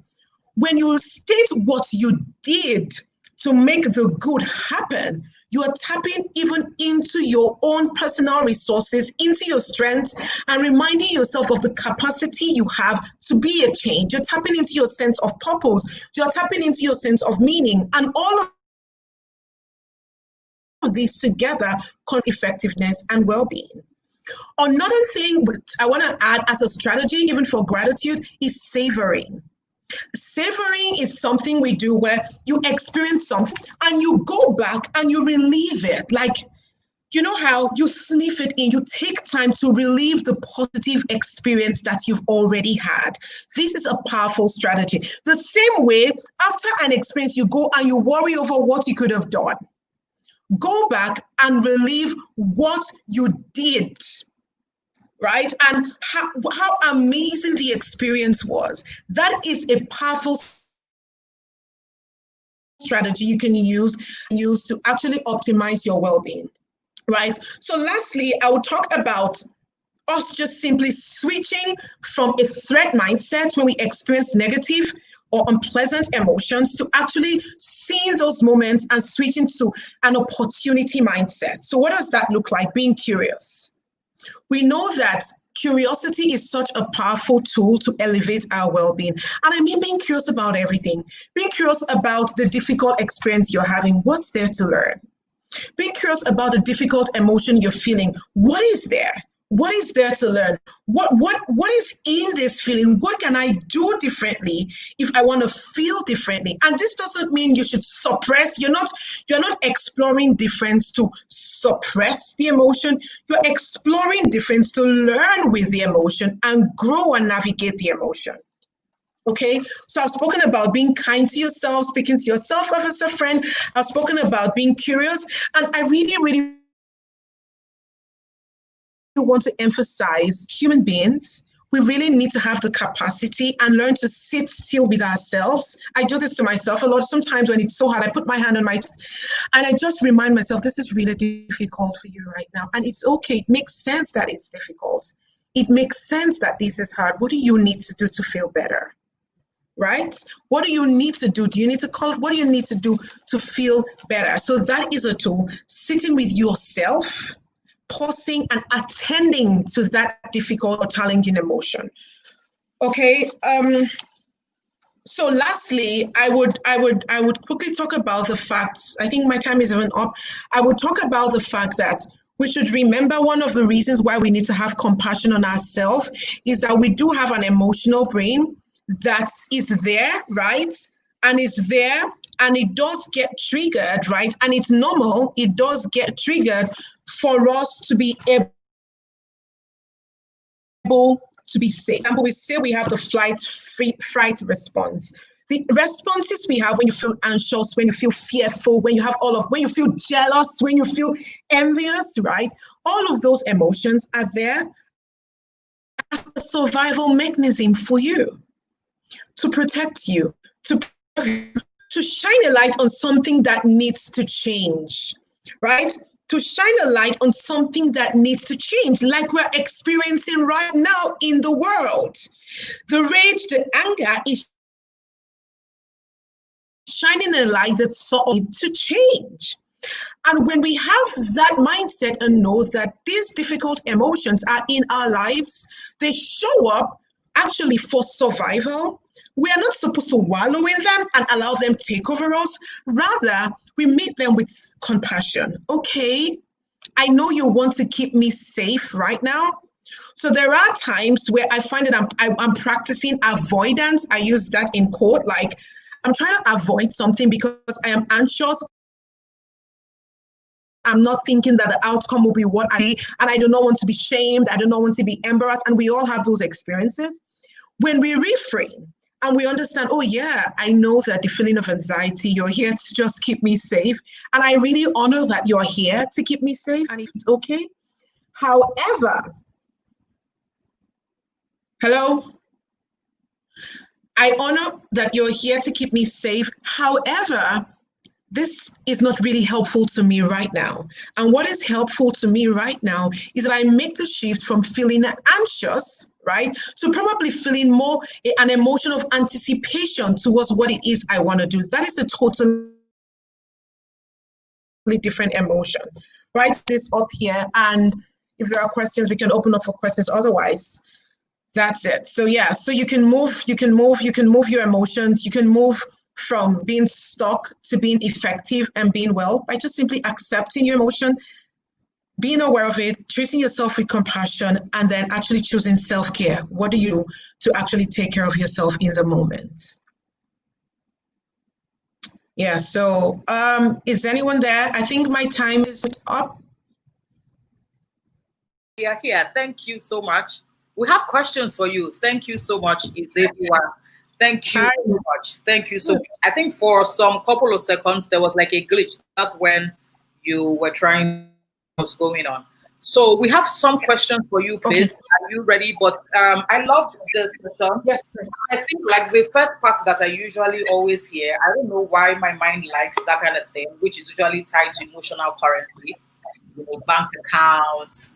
I just usually like when I hear bank accounts, emotional bank accounts, and all. And I was able to also take notes. And I can see the chat section where people are saying, "Wow, that was amazing. That was extremely insightful." There's somebody watching from the United Kingdom saying, "Thank you, Izefua. This was amazing." Another person saying, "Yes, thank you for helping us and helping us create a positive experience, and that this is very insightful." So please, if you have questions for Izefua, she's here with us. If you have questions for Izefua, she's here with us. I would also, yes, I would also be here to read out the questions. If you have any questions, probably tied to workplace intelligence or parenting, Izefua is in the building. As we like we introduced her earlier, she's Africa's emerging voice and thought leader on intentional positive parenting. Izefua, please help us. What exactly is positive parenting? I'm not sure I heard you define that. You know, as a parent of a 7-year-old, what is positive parenting? Oh yeah, you go there. I heard you go there anyway. So basically, positive parenting is respectful parenting, okay, where you actually see the child that you're raising or the adult that you're raising. Can you hear me? Can you hear me? Yes, I can. Yes, I can. I can hear you loud and clear. Good. Where as a parent or a caregiver, you see the human that you are raising as a completely whole human, not broken, not needing fixing, right? And you support in raising that child through a firm and a kind approach at the same time. And in capital letter, punitive, neither are you permissive. And there are tools that support you to not be punitive because your child doesn't need fixing, and to not be permissive because that's a guide to take that child to optimal functioning as a human being. Wow. You know, while you were saying that, I was trying to remember the African context. And I thought I should just ask that how has this been teaching African parents about respectful parenting? So how has it been? I tell you, I just talked about the how to really embrace a negative emotion. So how has it been? Challenging. One word, challenging. And you can imagine it will be challenging. And I hear parents, I'm wrapping up a parenting class this weekend. And one of the things that kept coming up from the parents in the group, they kept saying, "Hey man, this is so un-African."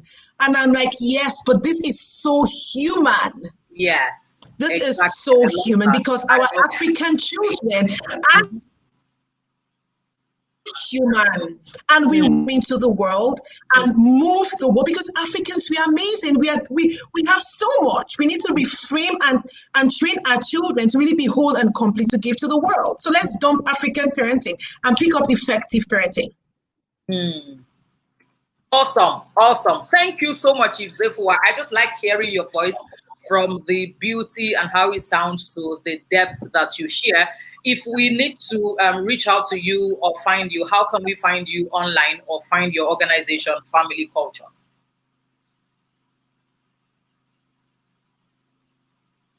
So you can find me at Izefwa, right? I like IG at Izefwa, right? And so my organization is shifting. It's changed from family culture. I didn't mention that to you, to actually whole human. So we've made that change because of the holistic work we're doing from cradle to adult life. Yeah. So there's a lot of positive psychology and well-being coming into it, so we can serve the full spectrum and not just parents alone. So you can follow me on IG at Izefwa, or if you really want to reach me for coaching, whatever, at izefwa@gmail.com. So thank you so much. Thank you so much. It's been a pleasure hosting you again. I think it's your third time at the Emotional Intelligence 2020. Like, Izefwa is always with us. She was with us in 2018, 2019. And the fantastic thing about her, she's just a text message away. And once you just send her a message, she's on board. She's just somebody that I would call like a burden bearer, you know, and someone who jumps on your vision. So if you're talking or discussing effective parenting, intentional parenting, if you're discussing how to preserve what it is to be human and you desire to design your family, Izefwa is your plug. I wholeheartedly recommend her. She's extremely sound, and like you listen to her today, please follow her on all her handles. Thank you once again, Izefwa. It's our pleasure hosting you at the Emotional Intelligence Week 2020. Thank you. There is that question. We can answer that later. Can I drop a response on the chat box to that question? Yes, okay, before I step out. The question to Anjola Sojoya. Yes, so Anjola Izefwa has your back. Yeah, she will just respond directly, and then Isaac can also talk about it or touch on it during his session.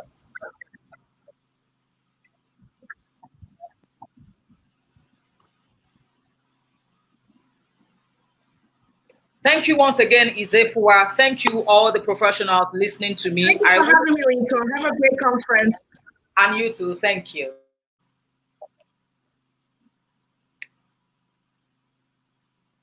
I will be introducing our third and final guest tonight. He is a gentleman, Isaac Onoja. I call him the brain scientist. I will be introducing Isaac pretty soon. I will first of all say what his profile says, and then I would share what my experience is with the legend and the sage called Isaac Onoja. He's one of my beautiful, beautiful friends. I really, really love him. Like, I really do love Isaac. So let's see, who exactly is Isaac Onoja? Before I introduce Isaac, I must still appreciate Dr. Maymunah. She's still in the building. She's still with us during the question and answer session. As we round off later after Isaac's session, she would still be available. Izefwa is also still in the house. Professionals that, despite the pandemic, they are giving themselves, they are sharing themselves, and they are ensuring that they are preserving what it is to be human. They do not have to do this, but they are deciding to do this, and we do not take it for granted. Once again, thank you, Dr. Maymunah. Thank you, Izefwa. Thank you to everybody watching tonight and learning from us. So, Isaac Onoja. Isaac is a distinguished speaker and an advocate of total wellness, including emotional and mind wellness. He has a mandate he calls the logistics from unconsciousness to consciousness. I love Isaac. A pharmacist and a certified emotional intelligence practitioner, assessor, advanced trainer, and mind mapping practitioner. He brings warmth and light to life with professionalism and humor.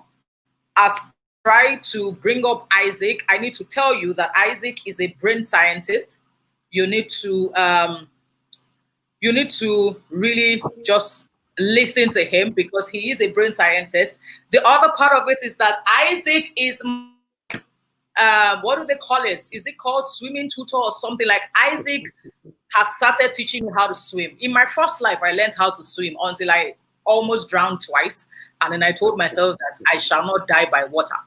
You know, so I took up the project and I'm just waiting for the world to resume. And I am back in Isaac's pool to learn how to be a dolphin. But while Isaac is the first teacher that when my first session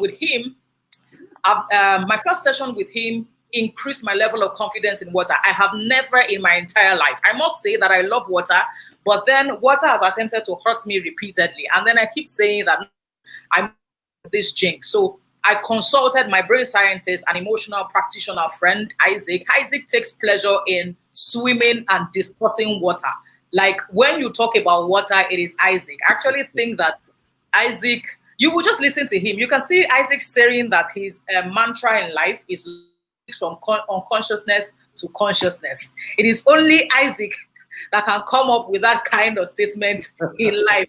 All women, you can see very easy, subtle, deep women. Isaac must come from consciousness to Isaac, wherever you're coming from, just have mercy tonight. But it is our pleasure to host you again on the Emotional Intelligence Week 2020. Isaac is just somebody that I really love, and I'm sure that right after his session, you will feel like I feel. Well, welcome once again, Isaac. Can you hear me loud and clear as I hand over to you? Yeah, I can hear you. Good evening. Awesome. Good evening. Welcome to Emotional Intelligence Week as I take my seat to learn and you take the stage. Thank you. Thank you very much. Thank you very much, the emotions doctor. I'm very grateful for this opportunity to speak to everyone that is listening. And I must say that the world is experiencing a very difficult time right now. Many of us are at home. Many of us are going through emotional issues about our jobs, about our families, our children. So many things are happening, so many things. But you know, this situation presents a lot of opportunities for us too. A lot of opportunities. Thank you, the emotions doctor, for this great privilege to be here. We do a kind of work that is mostly not appreciated because it's intangible. But can I tell you that all tangible things are sustained by intangibles? All tangible things are sustained by intangibles. Anything that you find that is tangible was first of all intangible before it was brought forth. So please try as much as you can to pay more for things that are not tangible. In fact, those are the things that last forever. Tangible things you can see physically may not last you for so long. You need to understand that and plunge into this realm where it's given from where it seems like nobody can see, but a lot of work is being done. To Dr. Maymunah, well done for all that you do. Izifwa, thank you very much for that nice presentation. We are all learning. I learn every day. I'm a professional learner. I learn. I love learning. I will keep learning and learning until I die. And you know, one complication that comes to the life of many and why many people are stopped today in their lives is that they hate learning. And I can dare to say that many Nigerians do not like to learn.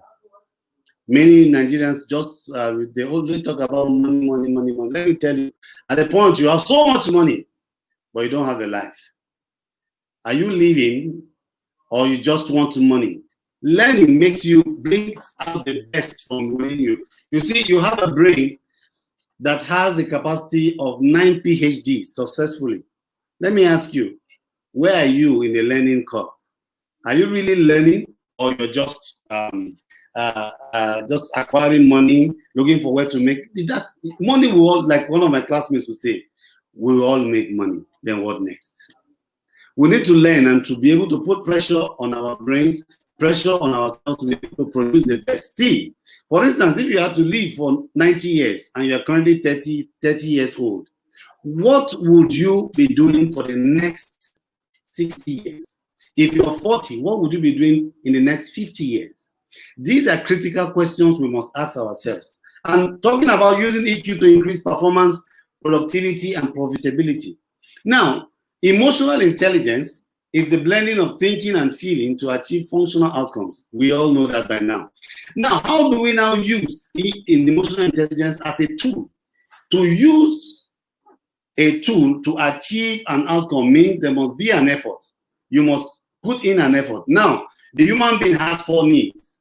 The 4 needs of man are to live, to love, to learn, and to leave a legacy. To live, to love, to learn, and to leave a legacy. Now, to live, what do you define performance as? Performance is just that state of being productive, or the effectiveness that leads to a certain kind of quality of work being produced to be effective. But let me bring it home very simply.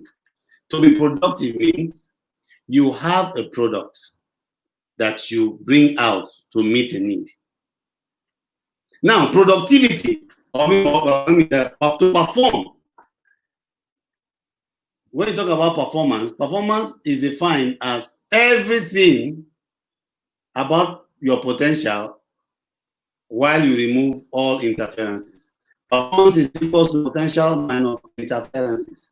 It means that for you to perform, you have a potential, and your potential to perform is dependent upon the level of interference.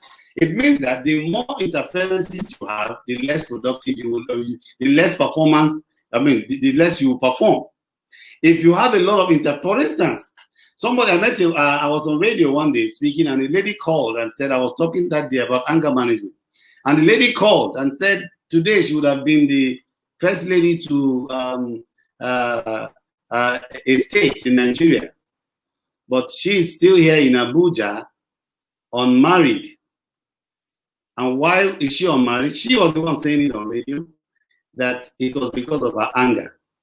She got so angry with the man that she chased him away because she was such a fellow that did not give thought to anger.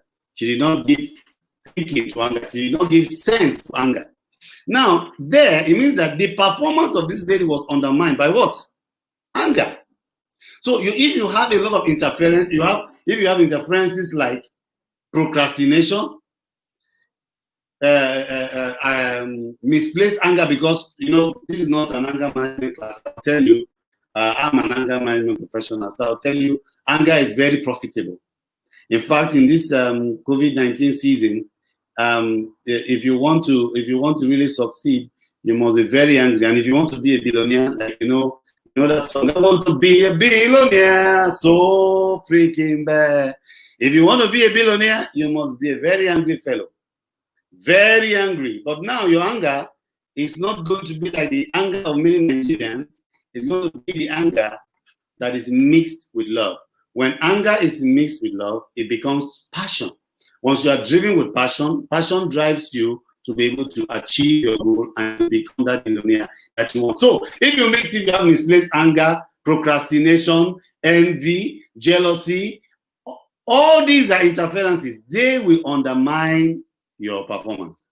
Now, like when we said, if I talk to you anywhere I see water, I stop. There's something about water that we all need to pay attention to. Now, water, if you have a glass of water, for instance, if you have a glass of water, okay, now this is just a bottle of sanitizer. You have this is crystal clear right now, but for the brand on it. If you introduce a color, a drop of red ink here, what happens to this pure substance? It becomes colored, it becomes red. That is called a contamination. If this were water,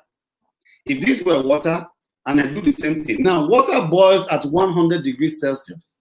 If you introduce one drop of dye or one drop of ink, red, for instance, water will not boil again at 100 degrees Celsius. You have to heat more for water to boil. We call that an interference. You have introduced a contamination, or you have contaminated water, and water can no longer boil at 100 degrees Celsius. Now, the performance of water the performance of water for boiling is at 100 degrees Celsius.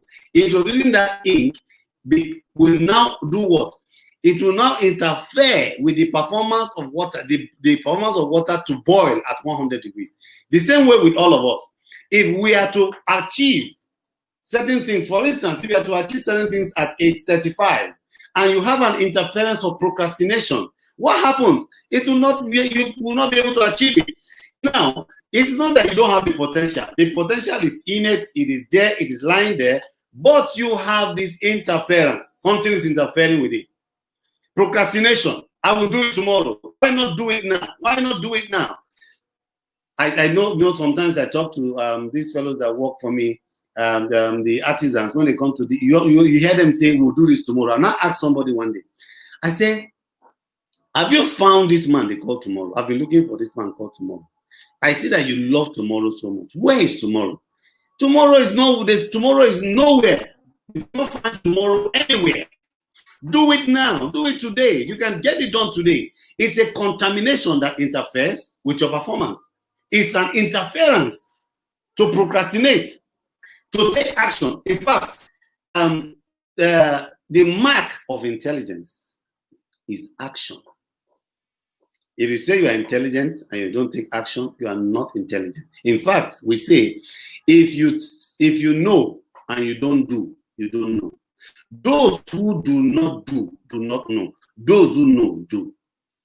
You know, somebody will say, but there's so much of knowledge in the world. No, there's not so much of knowledge in the world. Then we have a lot of information, but not knowledge. Knowledge, it comes after information, mixes with education in a furnace, and is now produced as an output called knowledge. Information plus education, that is a transformational model that transforms information to knowledge. Once you don't interact, you don't put information to interact with education. And when we say education, don't begin to see school. No. Education is your ability to think or to draw from within you, to mix and to be able to make informed judgments. That is education.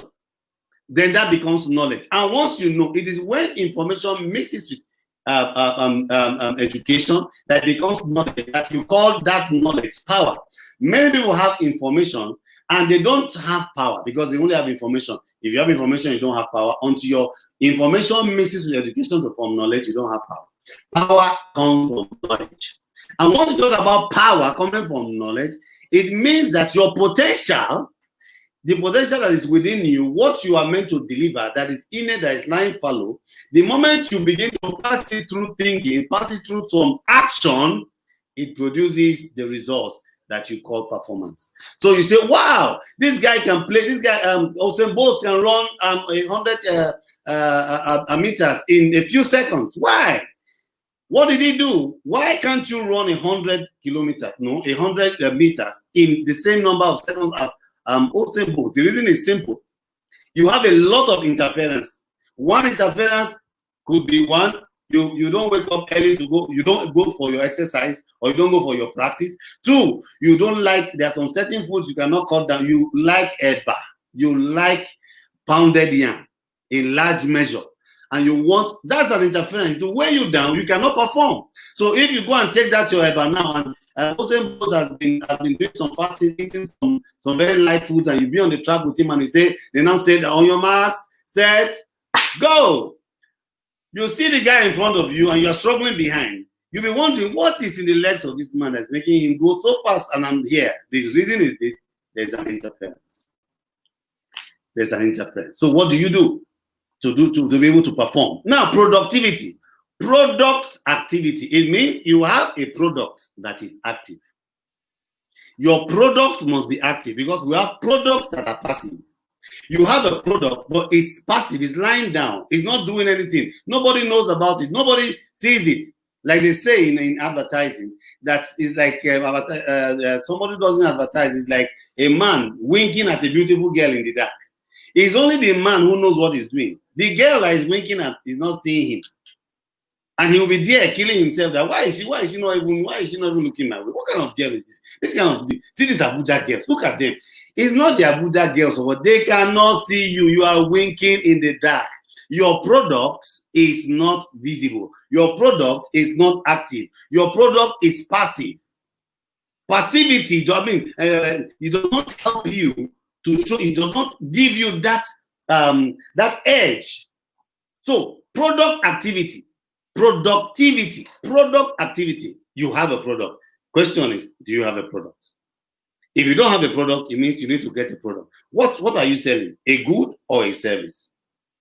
If you are selling a good, what good is it? Do you believe in your good? Do you believe in that thing that you can wake up at any time and tell somebody about it, or you're just doing it for the money? Emotions will reflect. In fact, do you know sales? To sell is a transfer of emotion. You transfer your emotion, the passion. Passion is love and anger mixed together. You mix it together. So you transfer it. Once you transfer it, the person gets it and he buys your product. Are you selling a service? Is the service visible to people, or you're hiding it? You say, I don't want anybody to. This my idea is wonderful. It's only me that have this idea. If you bring this idea now, people will not. Let me tell you. You think it's just you alone that has it. If you don't quickly bring it up, you find that somebody is doing it. Ideas. Let me tell you about ideas. Ideas are like a flowing river. Flowing water. What happens? It's the first person that jumps into it that gets the benefit. You jump into it, you take it. You get wet, you take it. So product activity, take your product. Now, profitability. Now, follow it simply. Profitability means pro, fit, and ability. P-R-O-F-I-T, ability. A-B-I-L-I-T-Y.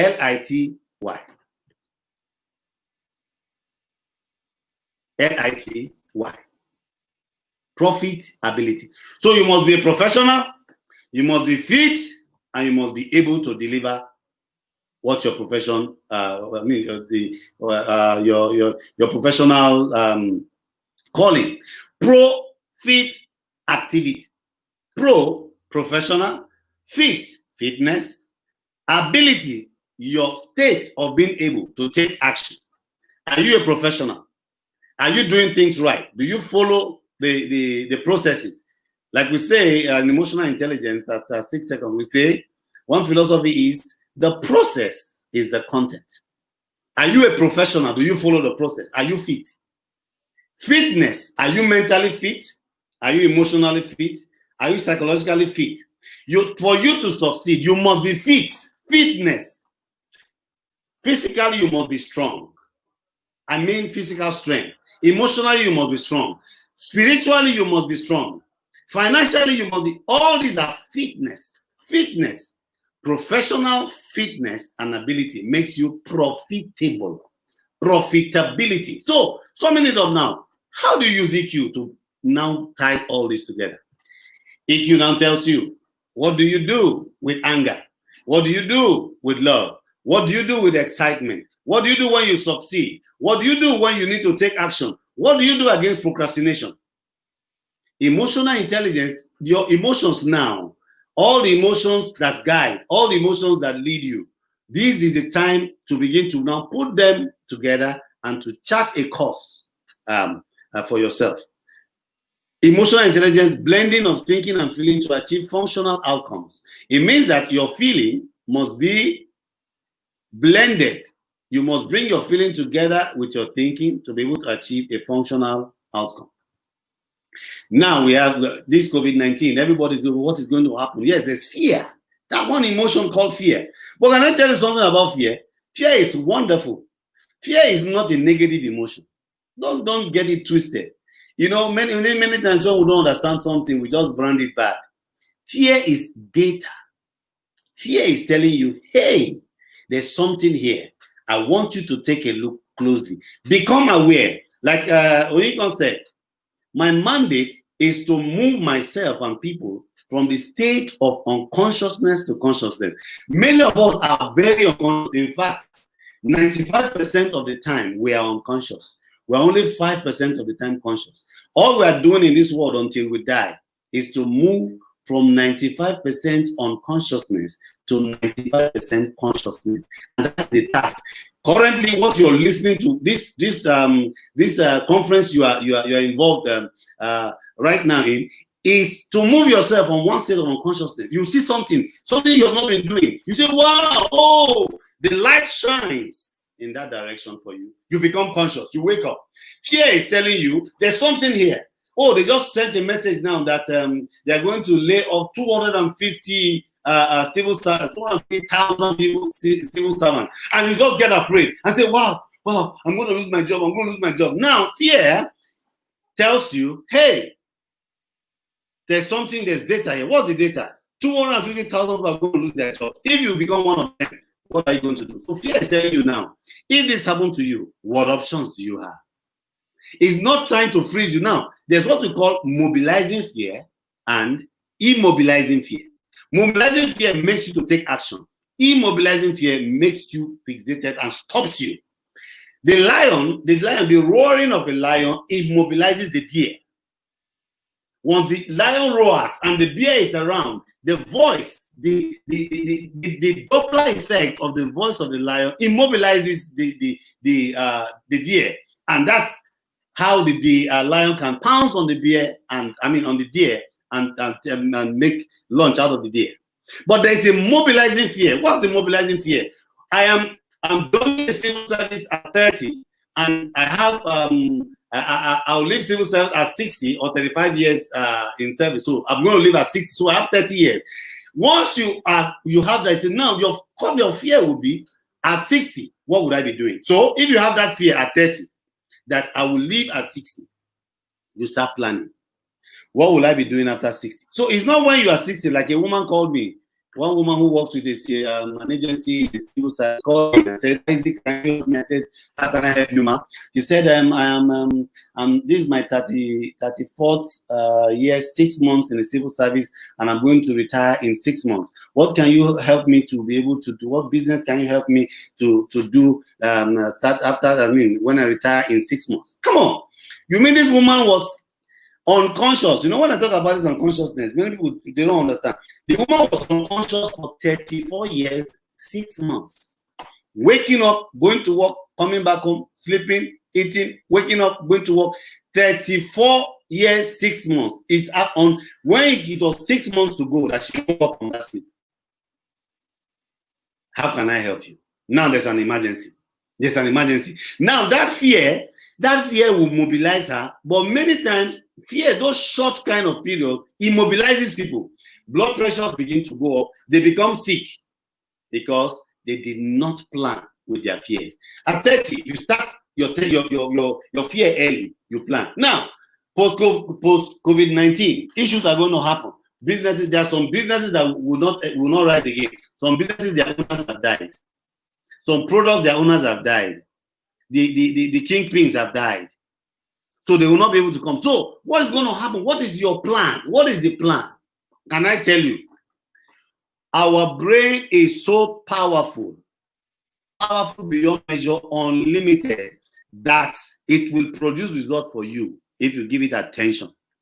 If you make your brain flexible, one of what emotional intelligence does for you is to make your brain flexible. Flexibility is gold. Flexibility is the pure gold now. To be flexible and adaptable. That, I was on radio the other day, I was talking to some people and saying, what are they going to do now? They lost their job. I said, see, we are at war. And when you're at war, you must do things to save yourself very fast. What are the things you must do at this time? A colonel in the Nigerian army, were having a discussion, and he was telling me what happened to him when we were at war in Liberia. He told me, he said, Isaac, he said, when I went to Liberia, we were in the jungle, and they needed water to drink. He was going to die from thirst, and there was a gutter. There was water in a gutter, but lo and behold, somebody had been shot, and he was shot, and the person was dead, and he was in that place. He was already decaying. He was in the water, the only water that was available for them to drink. Somebody, a dead body was already, a decaying body was already there. He told me, he said he was already dehydrated and he was dying. He said if he drank that, if he didn't drink the water, or if he refused to drink the water, he would die. But if he drank the water, he may live or he may die. Now, not drinking, you have a sure result, death. Drinking, possibility, you either live or die. Ladies and gentlemen, he drank the water. Today, he was having a conversation with me, so he's still alive. That was war. He drank the water from a decaying body. He drank it to stay alive. Once there is war, You must do things to survive. Self-preservation. If you have lost your job, or you are not going to work and you need to make money, you must do unconventional things. Don't be too proud to be able to take action. You know, when you're talking about EQ, adaptability, flexibility, using your fear to achieve your results. So, ladies and gentlemen, remember that emotional intelligence helps you to blend your fear, your anger, and gives you that potential to be able to convert all this to increase your performance, your productivity, and your profitability. Thank you very much. Wow. Thank you, Mr. Naja. Like, I was laughing all through. In fact, at a point, I was like, Isaac is something else. Isaac said some businesses will not rise again.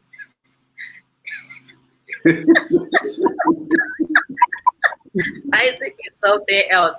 But thank you. I learned a lot. Like, I haven't recovered from Dr. Maymunah's session, Izefua's session, and then your session. I am sure that a lot of us will have to listen to this all over again. I personally will listen to it all over again so that I can immerse myself into it. Thank you so much. There's a question for you, Mr. Naja. The question is there no positive interference to help potential? Is there no positive interference to help potential? Okay. That's the only question? Or would you take other questions? For now, yes. Okay. Positivity, once it's an interference, once it is an interference, it's going to affect your performance. Now, an interference is not positive.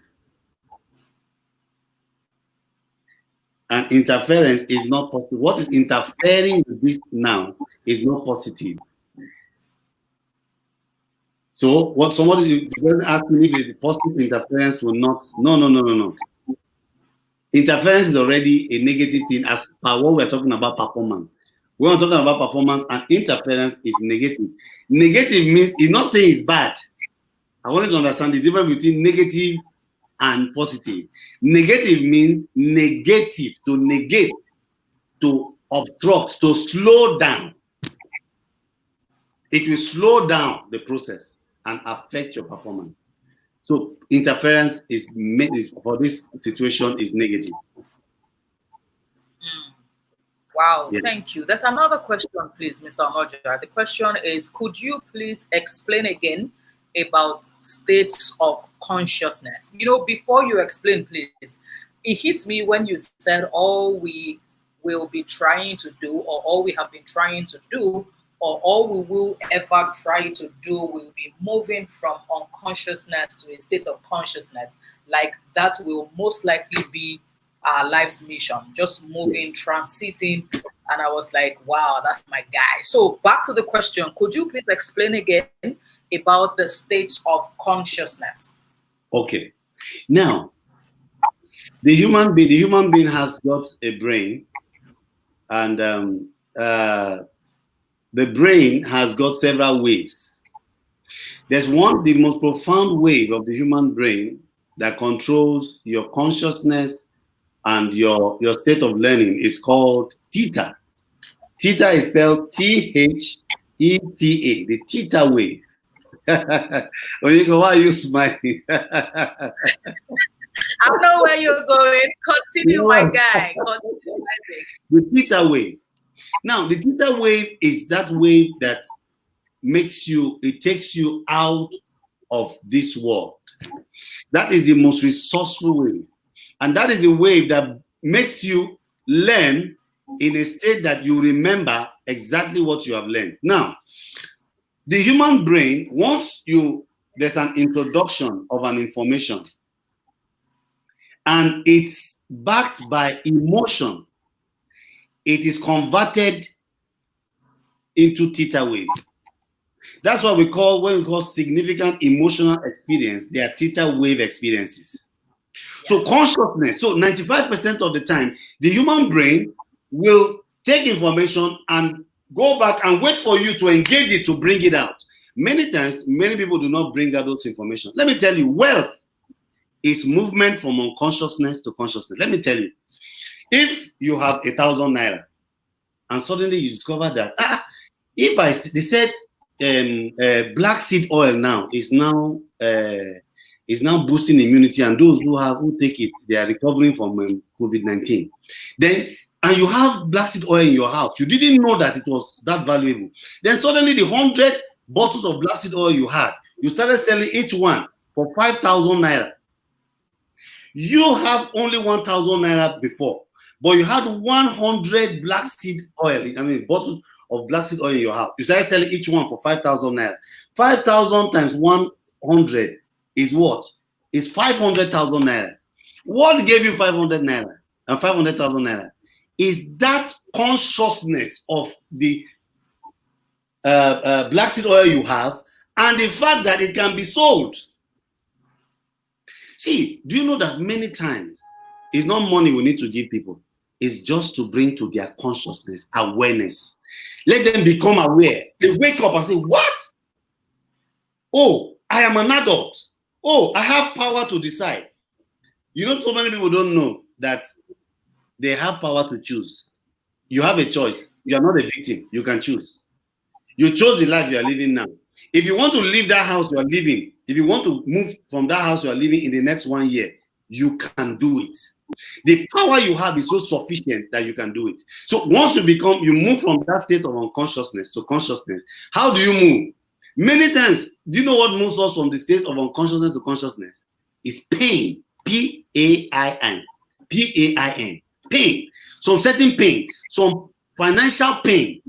When one of your friends, you say, please borrow me 50,000, and now say, how can I borrow you 50,000? Are we not classmates? How can you ask me to borrow? And you just get angry. That pain. Say, see my classmates talking to me. I'm going to do something. You wake up. You become conscious. Before you know, you have made 5 million. That driver, that pain moves you from unconsciousness to consciousness. Thank you so much. If you leave Isaac is just going to go scientific on you, like Isaac is the brain scientist. I also liked it when you said something about my brain has the capacity to hold 9 PhDs. And, you know, at that point, I started saying to myself, what's my second PhD? Like, I need to embark on it. Yeah. If I have capacity for 9, then I shouldn't stop on 1. Thank you so much once again, Isaac. Where can we find you online? Where can we find your organization online? Facebook, Isaac Naja, and Facebook, Minds Emotions. Minds Emotions is MINDSEMOTIONS. Facebook, Minds Emotions, and Instagram, Isaac Naja and Minds and Emotions, at Minds and Emotions. Fantastic. Thank you once again, Isaac. Thank you once again for sharing your time with us. If you have been here from the beginning till the end, quite truthfully, I know how that would have been for you. Thank you for being here. The first day of the Emotional Intelligence Week. The movement continues tomorrow, same time, same handle. But please do us a favor. Kindly share this link with your friend. We brought all of these professionals on board for free. Kindly share this link to everybody in your WhatsApp groups, wherever you can find them, no matter how old they are. We must get to a point where we're taking responsibility for our existence, and professionals are on board to equip all of us for free. And another thing we should please do is to please listen to this all over again. I personally will, because I'm sure I lost 1 or 2 things in between, but I will sit down with this and I would learn, I would chew, I will consume and immerse myself in it. Once again, thank you, Dr. Maymunah Kadri. I still see you in the building. Thank you for sharing your life with us. The 4th of June, 2020. Thank you, Izefua, for being with us. Thank you to everybody who streamed in. I see people from United Kingdom, from Singapore, from Lagos, Nigeria, from Ghana, from everywhere. Please do us a favor. Kindly share with your friends, share with everybody that you know. This is a movement, and we're trying to create a movement around the message also. So the EQ revolution in Nigeria and in Africa is brought to you by Motion City. And of course, because with all of these professionals on board, day 2 will be here tomorrow, 5 p.m. We have human resource professionals like Mr. Benga Toto Yemi Fashew, the HR of Glow. We also have Mrs. Bisi Sojoya, who will be here. And of course, Innocent Usa will be here. Finally, which is on Saturday, All the professionals, all of the people on the flyer, all our speakers will be with Mr. Leke Alder on Zoom on Saturday. If you haven't picked your ticket, please visit our website, emotioncity.com/product, to pick a ticket to the Zoom session with Mr. Leke Alder. It's an exclusive session. But like I said, thank you once again for hanging out with us. My name is Oyinkansola, the principal and founder of Emotion City, Lagos and Texas. I hope this has been beautiful for you. It has been beautiful for me. I learned from Dr. Maymunah, from Izefua, and of course, from Isaac, the brain scientist. Isaac has a way of making simple things complex. You know, that is his signature. Isaac just has a way of ensuring that the simple things of life just become complex, and then he turns it around and he balances you out again. That is Isaac's signature. Izefua's signature is that Izefua is very simple, very subtle, very powerful. You know, and of course, Dr. Maymunah, the secretary, is always going up and about with an injection. If anything happens to you, Dr. May is there to inject you. So thank you to everybody who hung out with us, especially our speakers and everybody watching us. Thank you so much. See you tomorrow, same time, 5 p.m. here on YouTube and on Emotion City. Thank you and have a fantastic, fantastic night. I can see feedback. Thank you to everybody here. Thank you to everybody here. Thank you to everybody here. We will see you same time tomorrow. Please invite your friends. Please share this link with them. Ignorance is no more an excuse. People are here teaching and equipping us for free. Please be here tomorrow, same time, 5 p.m. Have a beautiful night rest and do have a pleasant, productive life. Thank you. Bye.